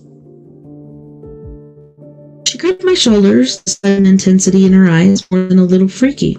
Charlie, I don't know if you realize this or not, but your feathers and your parents' disappearance are linked. Just consider the circumstantial evidence. All your life you've been normal, right? Your words, then your parents vanish and all of a sudden you start experiencing this kooky transformation? One case, and you're going to need someone with extensive investigative experience to help you crack it. Again, not that I'm thinking of doing a story on you or anything, but just to investigate something like this, the hours of painstaking research, the thrill of the hunt, the exhilaration, when all the pieces finally click together? She trailed off. Her eyes were huge, her dark blonde hair whipping around her face in the breeze. Charlie, this is what I live for. And how many times in my life do you think I'm going to get a chance to be part of something like this? Do you seriously want to deprive me of that kind of life experience? Yes, I said. Then I turned and started walking away. You're so not being fair right now, Charlie Hernandez, she shouted after me. You're acting like a selfish little boy. A selfish little boy. I rolled on her. Me? I'm the one who's selfish? Look at my arms. Look at where I am. In a cemetery. Almost 8 o'clock at night. Trying to figure out what's happening to me. What happened to my parents? Who, by the way, have been missing for more than 2 months. I was trying to keep the tears from smarting in my eyes. You really want to go there? Violet's expression softened. Her voice was as she said, What if I can help? What if I can't? Fine, let's say I can't. What do you have to lose? I ran the back of my hand across my eyes. Besides my dignity, Violet sighed. Look, I just want to help, and I don't want to be or have to resort to a cheap threats or black. If you don't agree to let me, I'm going to have no choice but rat you out in the school newspaper. I believe that's the exact definition of blackmail, I said, putting my jacket back on. And a cheap threat. You're burning moonlight. We should see what's under the statue before it gets any later. Under that statue? Please tell me that was a joke. You have a better idea? Felt my eyes bug. Was she kidding? Better than grave robbing? Yeah. Oh, don't be so dramatic, Charlie. Plus, we wouldn't technically be robbing anything since I fully intend to return whatever it is we find once we're done with it. Oh well, when you put it like that, just be sure to explain to the police when they arrest us.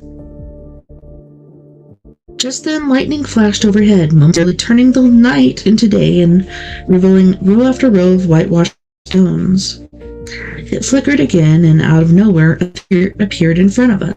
A man, tall and skinny, with a hard, bony face and eyes so deep in his skull, they may as well have been empty sockets.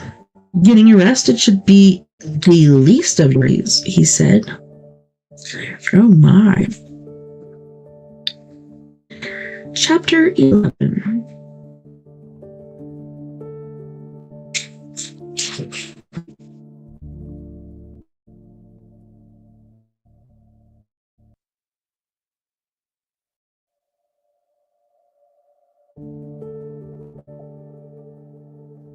Yeah, I screamed.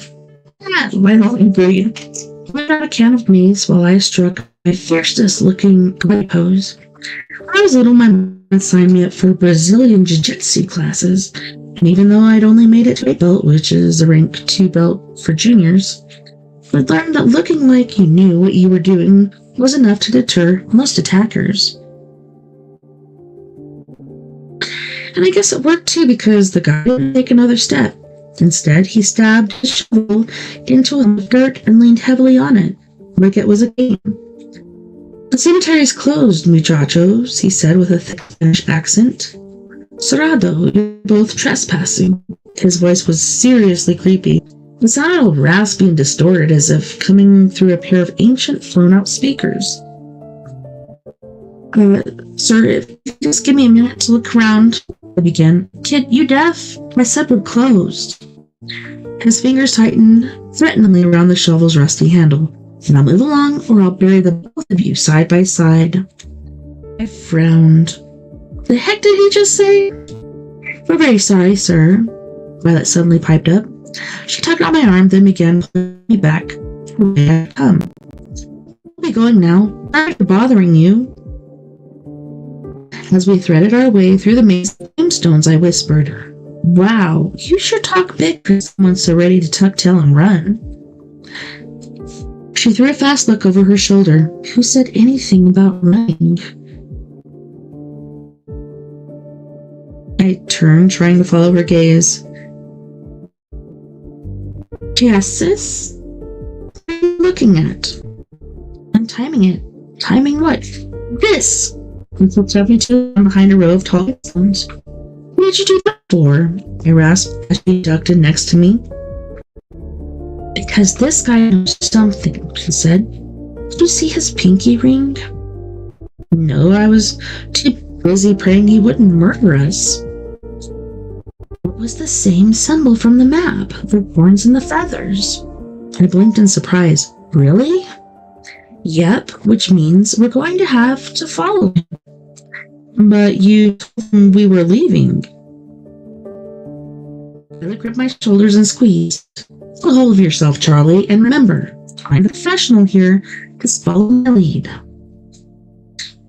Yeah, you're the professional, all right. Professional crazy person. She peeked over the top of the tombstone. Look, she whispered, putting excitedly on the sleeve of my jacket. The gravekeeper had turned to face the statue of the angel. Now he crouched down and put his hand to the handprint in its concrete base. Before either of us knew what was happening, the ground started to tremble and the entire statue, giant stony angel and all, slid silently to one side, revealing a gaping hole in the ground. I rubbed my eyes, unable to believe what we were seeing, but nothing changed. The creeper dude had opened up some kind of hidden passageway. That's why you always keep pulling on the thread, Violet whispered as she talked to herself. I shook my head. What? Never mind. After a quick look around, the groundskeeper started down the hole, his enormous shovel dragging behind him like a limp leg. The moment he was out of sight, Violet grabbed my arm and yanked me forward. We skidded to a stop at the edge of the hole, and when I peered into it, I was surprised to see a set of dusty stairs leading down into a narrow corridor. Ready? Violet asked, her eyes all big and blue and sparkly. The girl obviously lived for stuff like this. When I hesitated, she tilted her head, grinned at me. You're not chicken, are you? I glared at her. Seriously, you're going to make chicken jokes with my whole feather situation? Clerk mind. By the way, just because something's got feathers doesn't mean it's chicken. I grabbed her head. Vamos. The tunnel was cold and it smelled like clothes that had been left wet after washing. A few torches burned on either side, casting long, spooky shadows on the rocky dirt walls. Otherwise, it was pitch dark. As we walked, Violet inspected the torches, the beams of rotten wood supporting the ceiling, even the little fluffs of moss that had gathered between the beams. It reminded me of a bloodhound on a scent. This is incredible, I whispered excitedly. This thing shouldn't even exist. We're in Florida, which is like, what, 8 feet above sea level? 6, actually, I said, but she had a point. How did this thing exist? Minutes later, the tunnel curved left and opened up into some kind of underground boarding station. About a dozen rusty old mine carts sitting on even rustier steel tracks that ran off into the black mouths of the tunnels in either direction. As we looked on, the lead cart shot off into the tunnel to our left, while another cart, this one just as rusty and rickety looking as the others, emerged from the opposite end, looking and joining the back of the line. They're automated, I heard myself say, like a theme park ride. And look! Violet pointed at the side of one of the carts. Etched into the corroded metal were those symbols again, the horns and feathers. I felt the hairs on my neck prickle. Okay, this was getting weird. Come on, Violet said. We climbed into the leaf cart and it lurched forward, almost sending us to our butts. As we entered the dark tunnel, a rush of cold air washed over us, blowing my hair back from my face and making me shiver. The cart single headlamp snapped to life then, but it didn't show much, only the arched brown ceiling above and the rocky red earth beneath. Feels like we're moving at a slight incline, Violet said, struggling to sit up. I squinted into the dark. I can't see a thing. Me neither. She gripped the sides of the cart and gave them a firm shake. At least this thing feels pretty sturdy. Safe. The wheels on the cart rattled and groaned as we began to pick up speed. I think we have very different definitions of the word safe, I said. But we try to stay positive here, Charlie. I am positive. Positive this was a really, really bad idea. And as if to make my point, the cart took a sharp turn, picking up even more speed, and we suddenly dropped into nothingness. On that note, boys and girls, we're going to our second music break.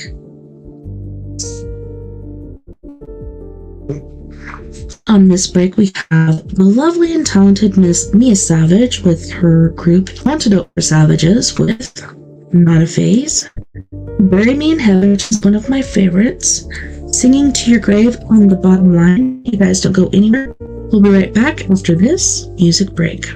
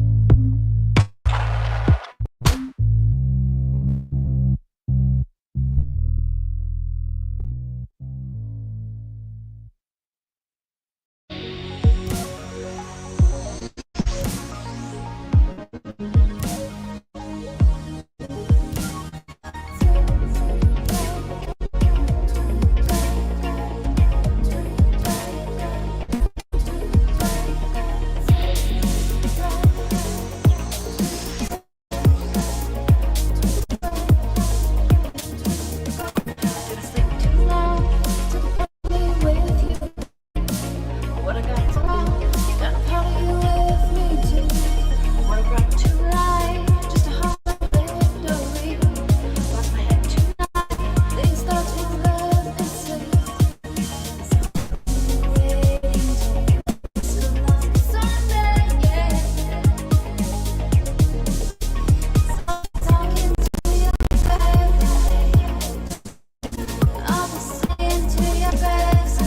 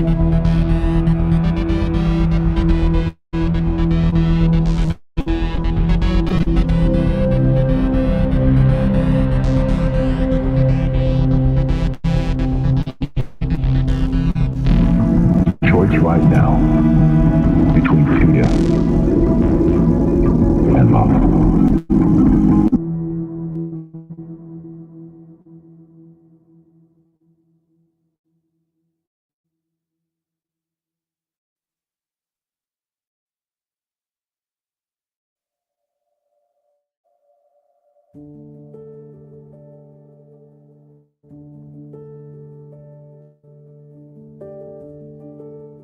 back, and thanks so much for hanging out with me tonight on We Are Periodic Media's Late Night in the Rockies. So tonight it's been story time with me, TessaTNT, and we have been reading a book. I just gotta sound really quick because that was a weird freeze there on the screen. Right, everything's good. Everything's kosher. Right. So we have been reading Ryan Calejo's book, Charlie Hernandez and the League of Shadows. But before we get to that, let's read a quote for the hour. With a thought for the hour? I don't know, what should we call it? The way some people drive, you'd think that they were late for their own incident. It's true, it's like, you're in a hurry to get to that accident. I've actually said that a couple times myself because I'm just like, this is no time to be driving on the roads like this, but you can't fix certain things. Well, on that note, we're on chapter 12.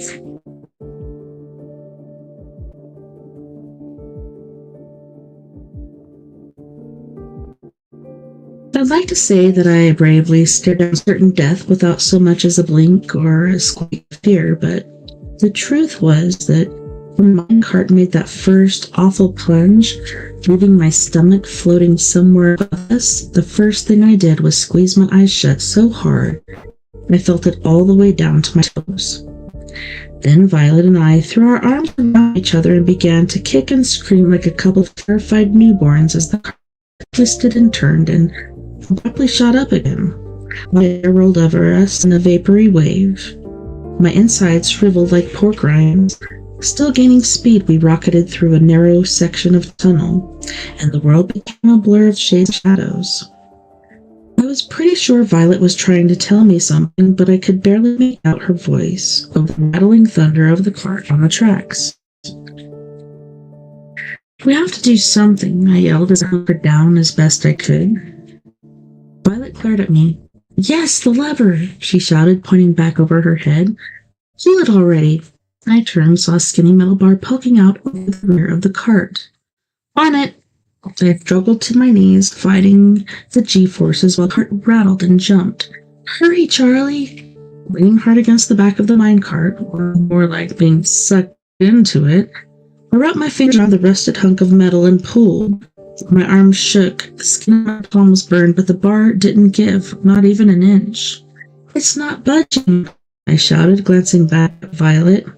Help me!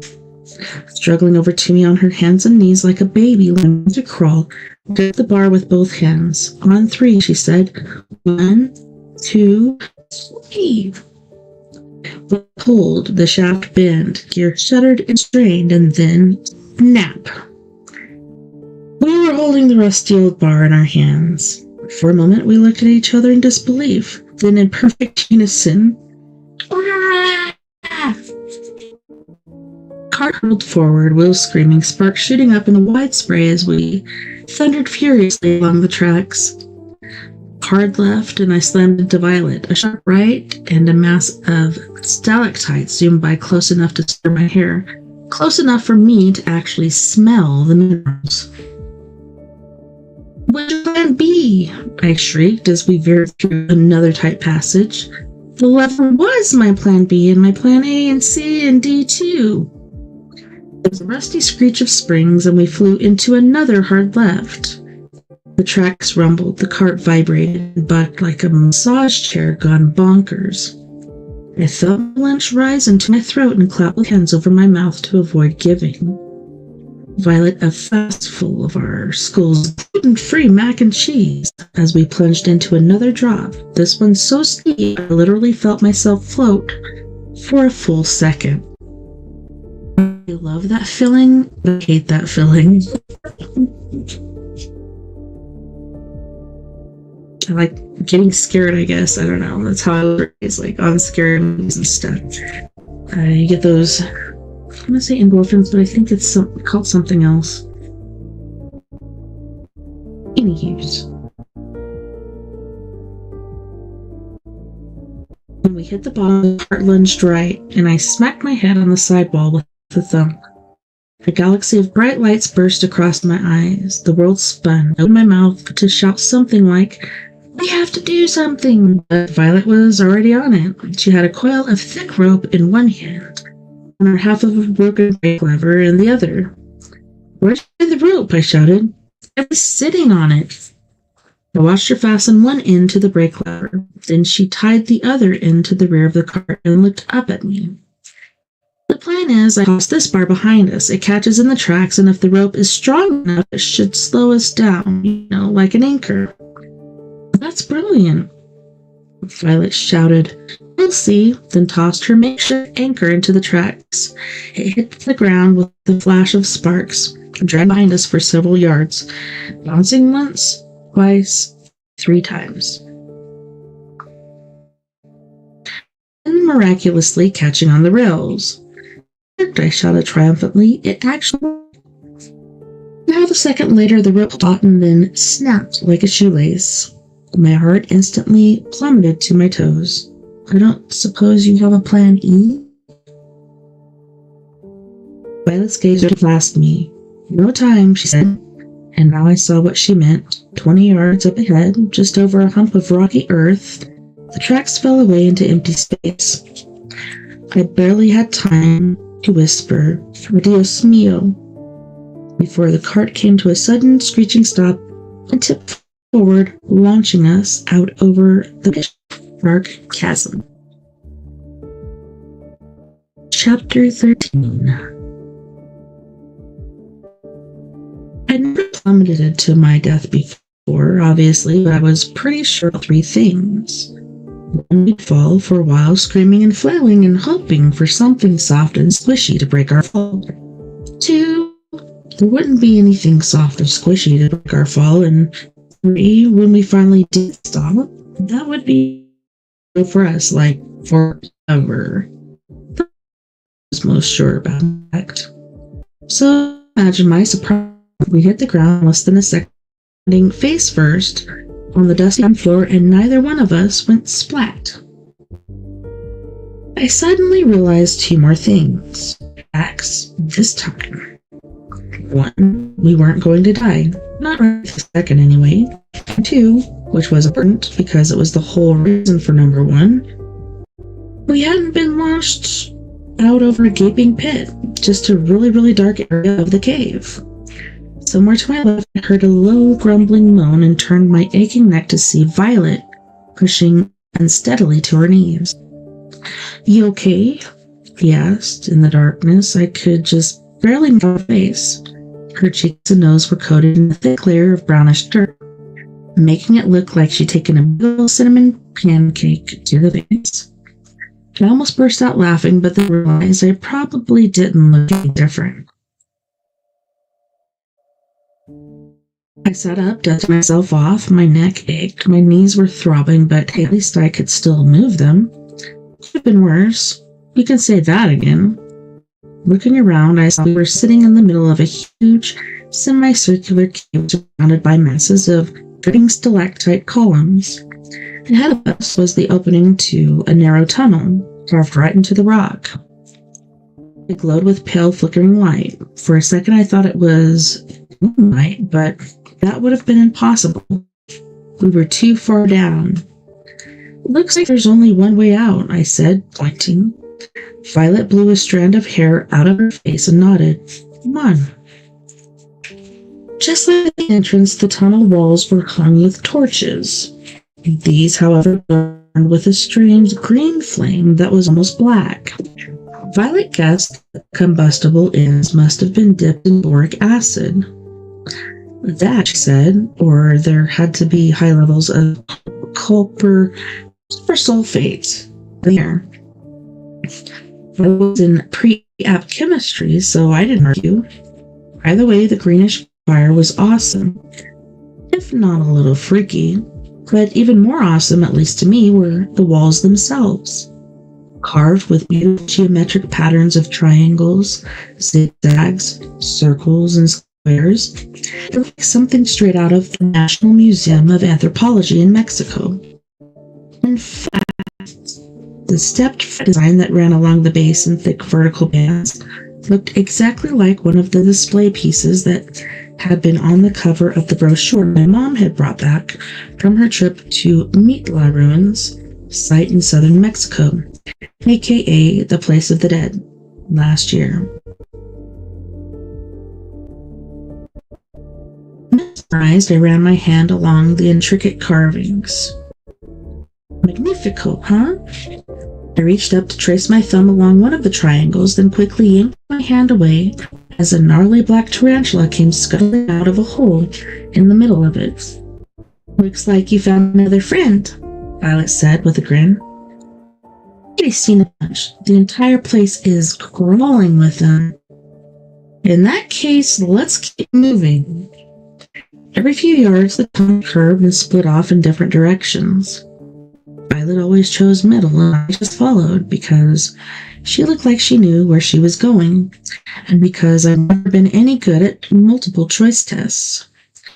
About 30 yards in, we began to hear a weird tink, tink, tink sound. "Sounds like dripping," Violet said. She walked out ahead of me and peered into a soccer ball-sized hole in the wall. A moment later, she rolled around, her eyes huge as a startled deer's. "Carly, get over here," she whispered. I hurried over. "What is it?" "Look into the hole," she said, stepping back. "Huh?" "Just do it," she hissed. So I did, and felt my eyes bug. Whoa. Below us, about 500 or 600 feet straight down, was a hollowed-out cavern the size of the Grand Canyon. A vast network of platforms and bridges spanned it, crisscrossing like the web of a crazy spider. On the platforms, hundreds of tiny little men in miners' uniforms swung hammers, worked cross-cut saws, and fit hinges to rectangular wooden boxes twice their size. Some of the men were brawny, with long white beards and no necks. Others had hairy reddish faces and feet so big they waddled when they walked. The brawny ones hacked away at minerals embedded in the cave walls, while the hairy-faced ones collected the fragments into buckets, and then passed the buckets into a complicated system of pulleys. Other hairy-faced dudes, who stood over giant bubbling cauldrons, forging the minerals into what looked like carpenter nails. As I watched, one of the dwarfs, a brown-bearded one, placed his hairy knuckled hand on the wall of the cave, and thick yellow veins suddenly appeared in the stone, spreading out from around his tiny palm like the crooked branches of some enormous tree. At first, I didn't understand what I just witnessed, but then it clicked. The guy had somehow managed to turn plain old rock into gold ore just by touching it. I counted 9 separate bands, each one as thick as a giraffe's neck and at least twice as long. "Santo cielo," I breathed. "Those things must be mucus." Violet squeezed in next to me, whispered, "What are they called?" "Mucus, they're like cave dwarves. I heard stories about them when I was little. They help miners sometimes, make packs with them. They supposedly live in mines all over Central America." "So they're like good guys?" "Not always. They also sometimes kill miners and cause cave-ins." I blinked and then I rubbed my eyes, hardly believing what I was seeing, but Violet was shaking her head. "But what?" "I thought those were just myths my grandmother used to tell me. Stories to scare little kids from wandering into mines alone. How can they actually exist?" "Oh, you'd be surprised what actually exists," said a similar, familiar voice at our backs. I whirled around, and what I saw made me doubt my own sanity. Chapter 14. It was a groundskeeper, only he wasn't really a groundskeeper. In fact, he wasn't even human. In the dim green glow of the torchlight, He looked like nothing more than a shovel-wielding skeleton. His nose was gone. His eyes were two black holes. Through the sheer fabric of his jumpsuit, which he now wore unbuttoned, I could see his pointy shoulder blades. The hollow rib cage of his ribs, every bump and curve of his bony spine, and even though my brain refused to believe what I was seeing, I still knew exactly what he was, what it was, a calaca. Yet another creature my abuela had told me stories about. I vividly remember the stories too, tales of walking, talking skeletons. Sometimes they were friendly, jovial spirits who would, on special occasions, sneak out of the underworld to celebrate the living, like Dawn of the Dead in Mexico. Other times they were grim reapers sent to fetch those whose time on earth was up. But those were just stories. The panicky voice in my head shouted, and yet there was one right in front of me, standing literally less than 2 feet away, its bony, fleshless face gleaming bright white in the flickering torchlight. "Hola, muchachos," the calaca said as it stepped forward. Dad and I threw our arms around each other. We started to backpedal and bumped painfully against the rocky wall of the cave. "We're trapped," I realized, and my legs instantly turned to jelly. "Carly, please telling me you are seeing this," Violet said, her grip tightening on my arm until it hurt. "If you mean the walking skeleton or calaca, then it's a definite yes." "Ah, muy bien," the skeleton dude said, sounding impressed. "I see you know your Hispanic mythology. That's very good. It shows you have a curious mind, and that's important for a boy your age. Unfortunately, I still have to kill you now that you've trespassed into my home." And he raised the shovel, preparing to whack us. In a panic, I reached into my pocket and pulled out the map and all my loose change. It seemed ridiculous, I know. I mean, how are you supposed to fight a shovel-wielding maniac skeleton with an old map and a couple of quarters? But I had a plan. See, I remembered my abuela telling me a tale of shrewd teenage drifter, an orphan named Juanco Ramirez, who cheated death, which in his fable had been personified by a calaca. According to Bell, Juanco had learned at a young age that calacas were traitors by nature, so he spent his life collecting little trinkets he thought he could use to bargain for his life when one eventually came for him. In my abuela's story, Juanco successfully traded his way to become the oldest living man in Mexico's history. I just hoped that part of the story was as real as the rest of it seemed to be. "Un intercambio," I shouted, holding out a pair of quarters in my shaking hands. 2 shiny new quarters in exchange for our lives. Violet looked at me like I'd lost it. Not that I could blame her. I probably would have looked at me that way too, but my ridiculous plan actually worked. Or at least it seemed to, because Calaca's shovel froze in midair. His dark gaze narrowed in on my hand, and he whispered, "Niño, where did you come by such a thing?" I realized he wasn't looking at the quarters, he was looking at my map. When his bony fingers stretched forward toward it, I pulled it back an inch, just out of his reach. "It was in a bucket that belonged to my mother," I said. Calaca went dead silent, no pun intended, for several moments. Then a long pale finger snapped out in the direction. "Listen here, muchacho. I will make trade with you, but not for those worthless coins, for that map. You hand it over and I'll spare your lives. Bueno eso? You look between us. See? Sounds good? Only if you agree to answer a few questions as well," Violet said, surprising me. It was incredible. The girl was obviously terrified. I mean, I could literally hear her heart trying to beat its way out of her chest, but she'd somehow managed to keep louder. "Deal," the calaca agreed, shapen hand out toward me. Did I think this undead skeleton could be trusted? Heck no, but I didn't really see another way out of our current situation. Fortunately, as I handed over the map, Mr. Paul, white and bony, dropped the shovel. I let out a breath. I hadn't realized I'd been holding. Madre mia, the Calejo murmured.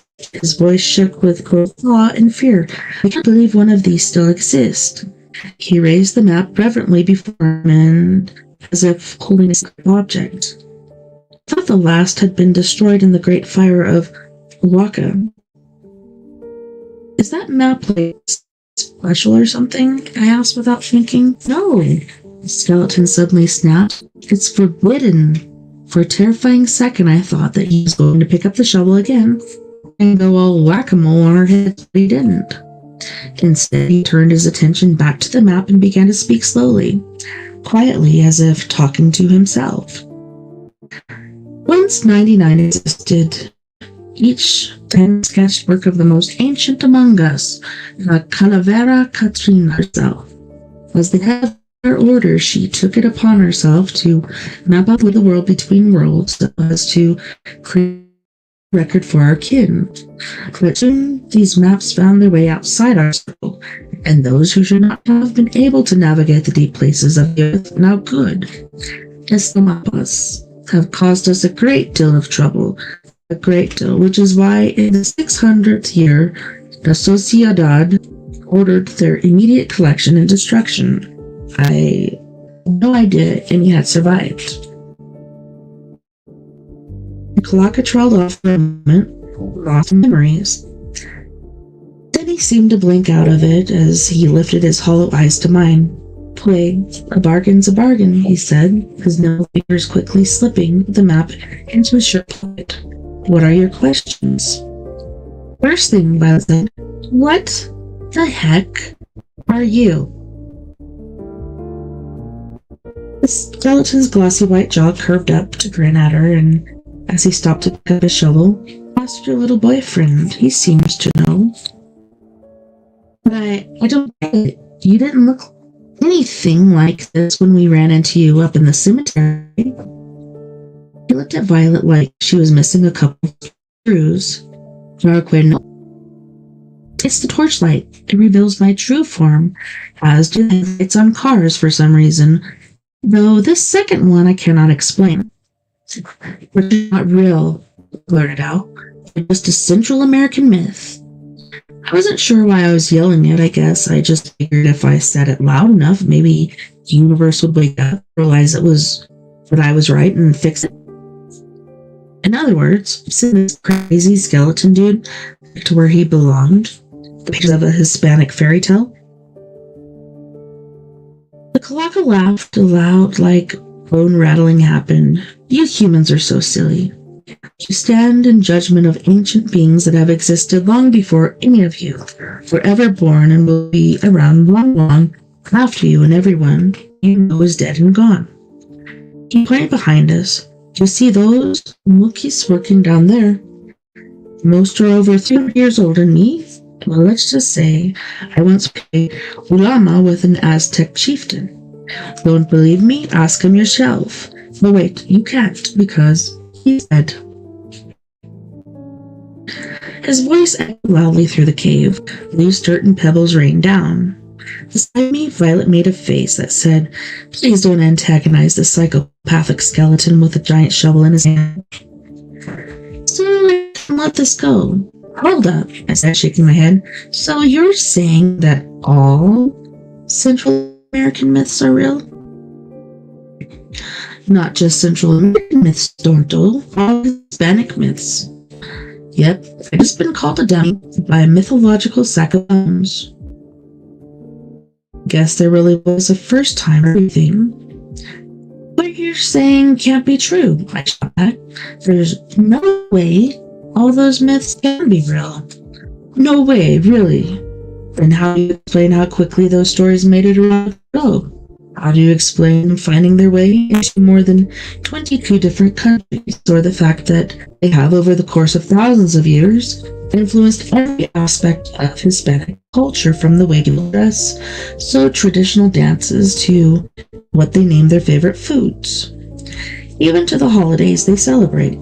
Do you honestly believe some make-believe stories could have accomplished all that?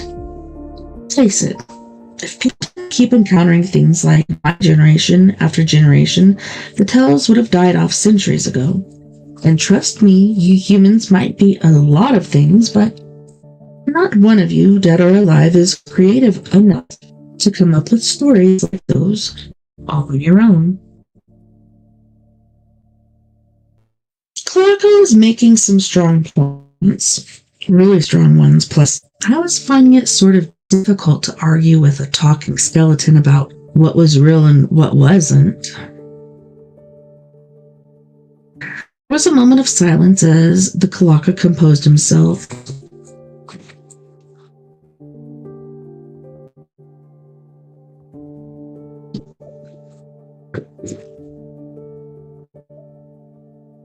To grab some agua.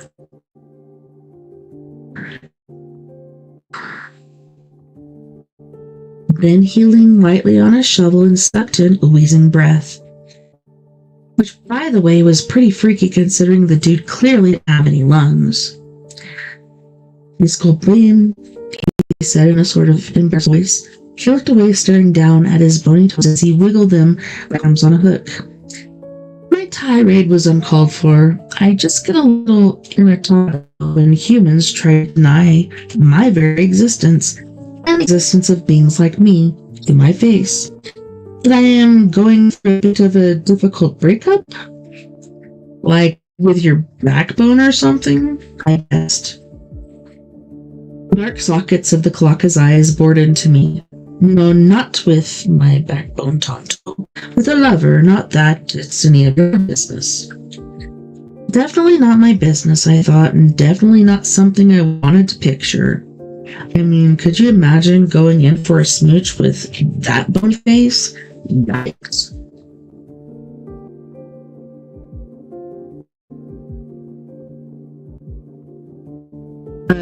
Excuse me, Mr. Calejo, Violet said, raising a hand like she was back in school.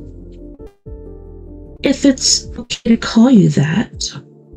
But I was wondering why you specifically single out Hispanic myths, as I'm sure you are aware plenty of other cultures have myths too.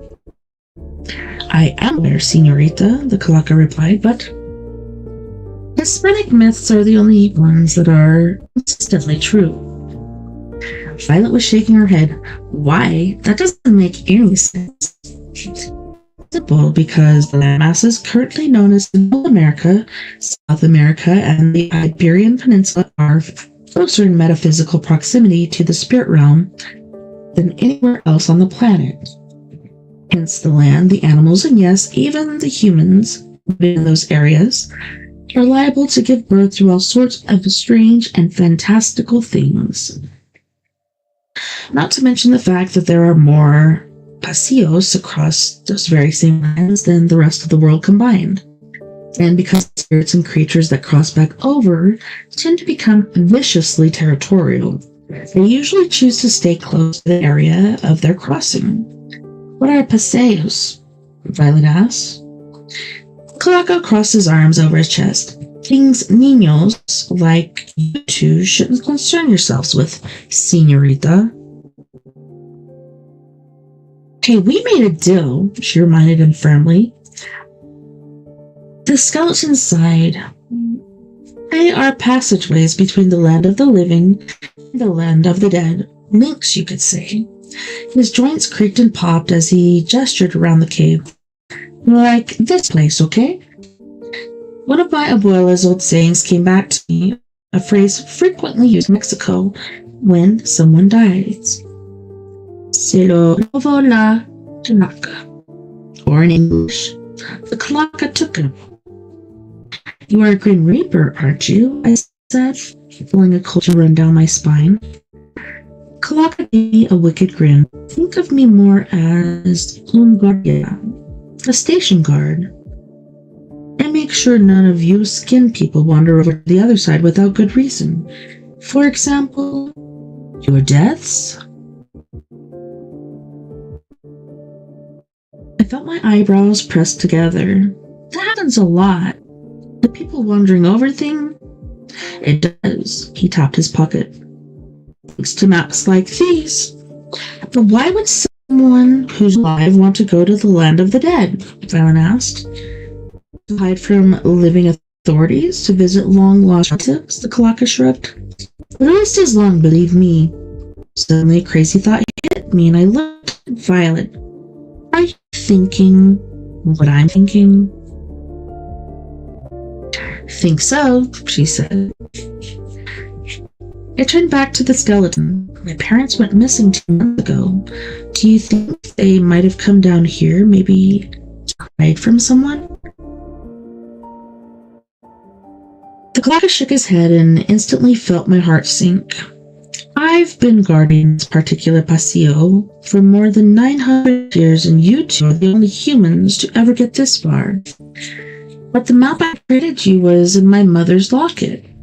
That means she probably knew about this place. Your mother might not have even been the one who put it in there. Did you consider that? Well, did you consider that his parents might have snuck past you? Violet said. The Calejo's expression darkened. No one sneaks past me, compadre. Prende?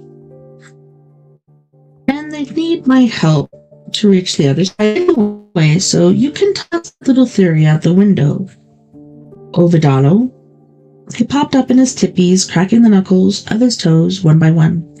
The whole thing was pretty gross and freakishly loud. The sound bouncing off the walls like party poppers. One more thing, Violet said. She inked back the sleeve of my jacket, revealing my feather-covered arms. Explain this. Chapter 15. If the groundskeeper had eyes, they would have shot right out of his skull. It's lo que está pasando aquí? He burst out. Explain yourselves. They're just feathers, I said. Take a chill pill. What kind of abomination are you? Abomination, hey. At least I have skin and blood, hermano. Which is a heck of a lot more than I can say for you. What are you? Confess to me. He's just a normal guy, Violet shouted. The groundskeeper snatched my arm and raised it, rather rudely, I might add, over my head. Does this look normal to you? He roared at her. He yanked my arm away. My cheeks were flaming with embarrassment, as if I didn't feel enough like a freak already. Some burr-headed skeleton would rub it in my face. Hey, I've been normal all my life, alright? Stuff like this only started happening to me a couple months back. Ciao. The bones in his knobby knees made an odd grinding sound as he rolled to point up to the tunnel. Let's see. Follow this tunnel the rest of the way, and the torches will lead you back to the surface. First, tell us what you know, I demanded. No, I won't speak about any of this. No. Why not? Because I will not defy Mano Garuda. I shook my head confused. The hairy hand? Yes, the hairy hand. I will not allow you to bring their wrath down upon our heads. We are simple stewards, ferrying spirits from one place to another. You'll condemn us to an eternity of nothingness. His voice once again echoed through the corridor, causing more dirt and bits of stuff to rain down on us. Just tell us what you know, I said, or at least tell us what the symbol on the back of the map means. Horns and the feathers. I've had both those manifestations. Los dos. A violet shocked look, I shrugged him to the collector. What's happening to me? Read my jawbones, he said.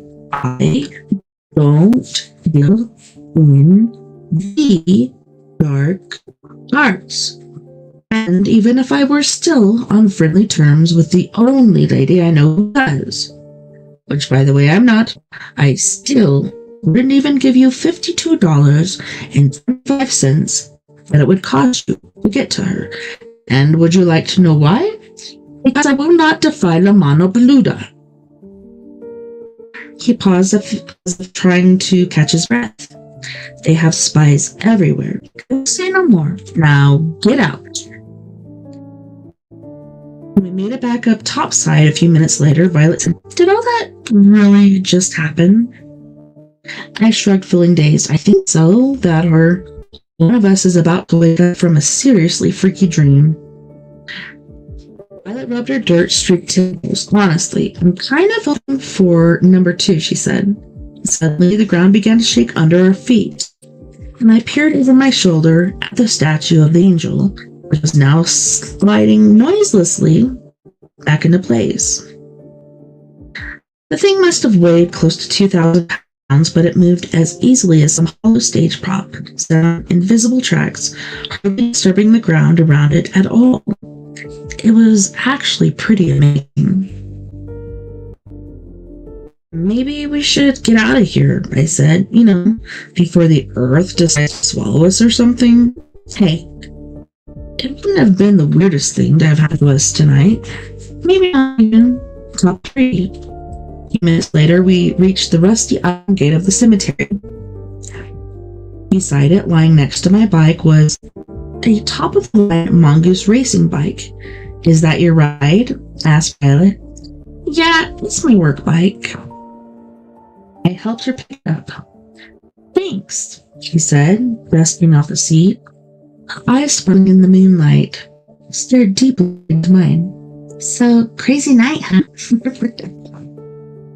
"More like a psycho, and the cherry on top is that stupid skeleton didn't give us a freaking thing." "No one ever gives nothing, Charlie. He said a lot more than he realized, trust me." "What do you mean?" "We'll talk tomorrow, but now I have a few more puzzle pieces to push around in my head." I had no clue what she was talking about. "Okay.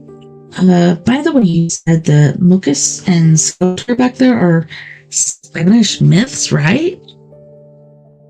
"Yeah, Hispanic and Latino myths." "Okay, then I better get up to speed on those. Always good to have some working knowledge of all things related to your investigation." I was about to say, "We're not on an investigation," but the truth was, we were. And she was pretty darn good at being a detective. Violet stared at me for a long second, with a hint of a smile on her face. "We should probably get home," she said, finally, "before people start to worry." She jerked a thumb over her shoulder. "You get home faster if you go down Hibiscus. I should probably take Calejo. Or Ocho?" "Sure, you don't want me to ride home with you?" I asked. So you're not alone?" "Thanks for the offer, but I don't think much is going to scare me after what we just went through." She hopped on her bike and started pedaling. "Meet me in the library tomorrow after lunch. Oh, and try to get some sleep. Something tells me you're going to need it." Halfway to the corner, she turned and shouted, "Buenas noches. Buenos noches, Charlie Hernandez." Her voice echoed through the night like a sweet sun lullaby. I could have happily closed my eyes and sailed off to Neverland right then and there, but I didn't want her thinking I was any weirder than she probably already thought I was. So instead, I just gave a little wave and watched her until she was nothing more than a tiny brown dot in the night. "Buenas noches, Violet Ray." Aw, I like this book. It makes you feel like a kid. No, but it's very good writing, and I love what Ryan's done with this story. It's pretty dang awesome. But yeah, I hope you guys enjoyed it too. I'm trying to think.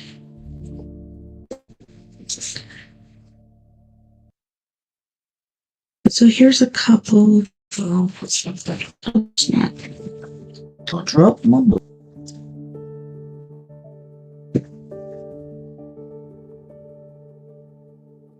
Go to the first, quarter page just to get you into chapter 16. I went through the next day in a total haze. My brain felt mushy like undercooked flan, and I literally couldn't concentrate on anything for more than 5 seconds at a time, if that. Thoughts buzzed in and out of my head randomly. Nothing seemed to stick. Nada. Which I guess was really no surprise considering that just 14 hours ago, my entire concept of reality had been obliterated in a short 2-minute conversation with the local cemetery groundskeeper. And the worst part? I couldn't get his bony, fleshless face out of my head. Or his laugh. That haunting rattle sounded like someone rocking out on a bass drum with a couple of rusty old shin bones. I was so out of it, in fact, that in second period, when Mrs. James, my science teacher, asked me what was the first step of the water cycle, I answered, pi equals 3.14, which technically wasn't wrong, but also had nothing to do with the water cycle. But yeah, like I said, I love what Ryan's done with this book. He's such a good writer, and I'm looking forward to reading some more of it. But thank you so much for hanging out with me tonight. And thank you to all of our friends on Rocks Media's Facebook, Breaker, Twitter, Twitch, YouTube, iHeartRadio, and wherever you may be listening beyond the Omniverse tonight. I had a wonderful time, and I can't wait to do it again tomorrow night, as we are going to be looking into some trippy TikToks. I don't know if you guys know, 27th is coming up, and according to some individuals on the other side, there's going to be a volcanic eruption, which is in the Pacific Ocean, and it's going to cause over 10,000 earthquakes around the world. Makes me worry about the volcano here in Yellowstone. Don't forget, fam, we're all in this together. Together we can make the world a bit better. And my friends, we are Paradox Media, because without you, there really is no us. Until next time, nighty night, love and light. Have a wonderful rest of your evening, and I will see you same crazy time, same crazy place. Mwah.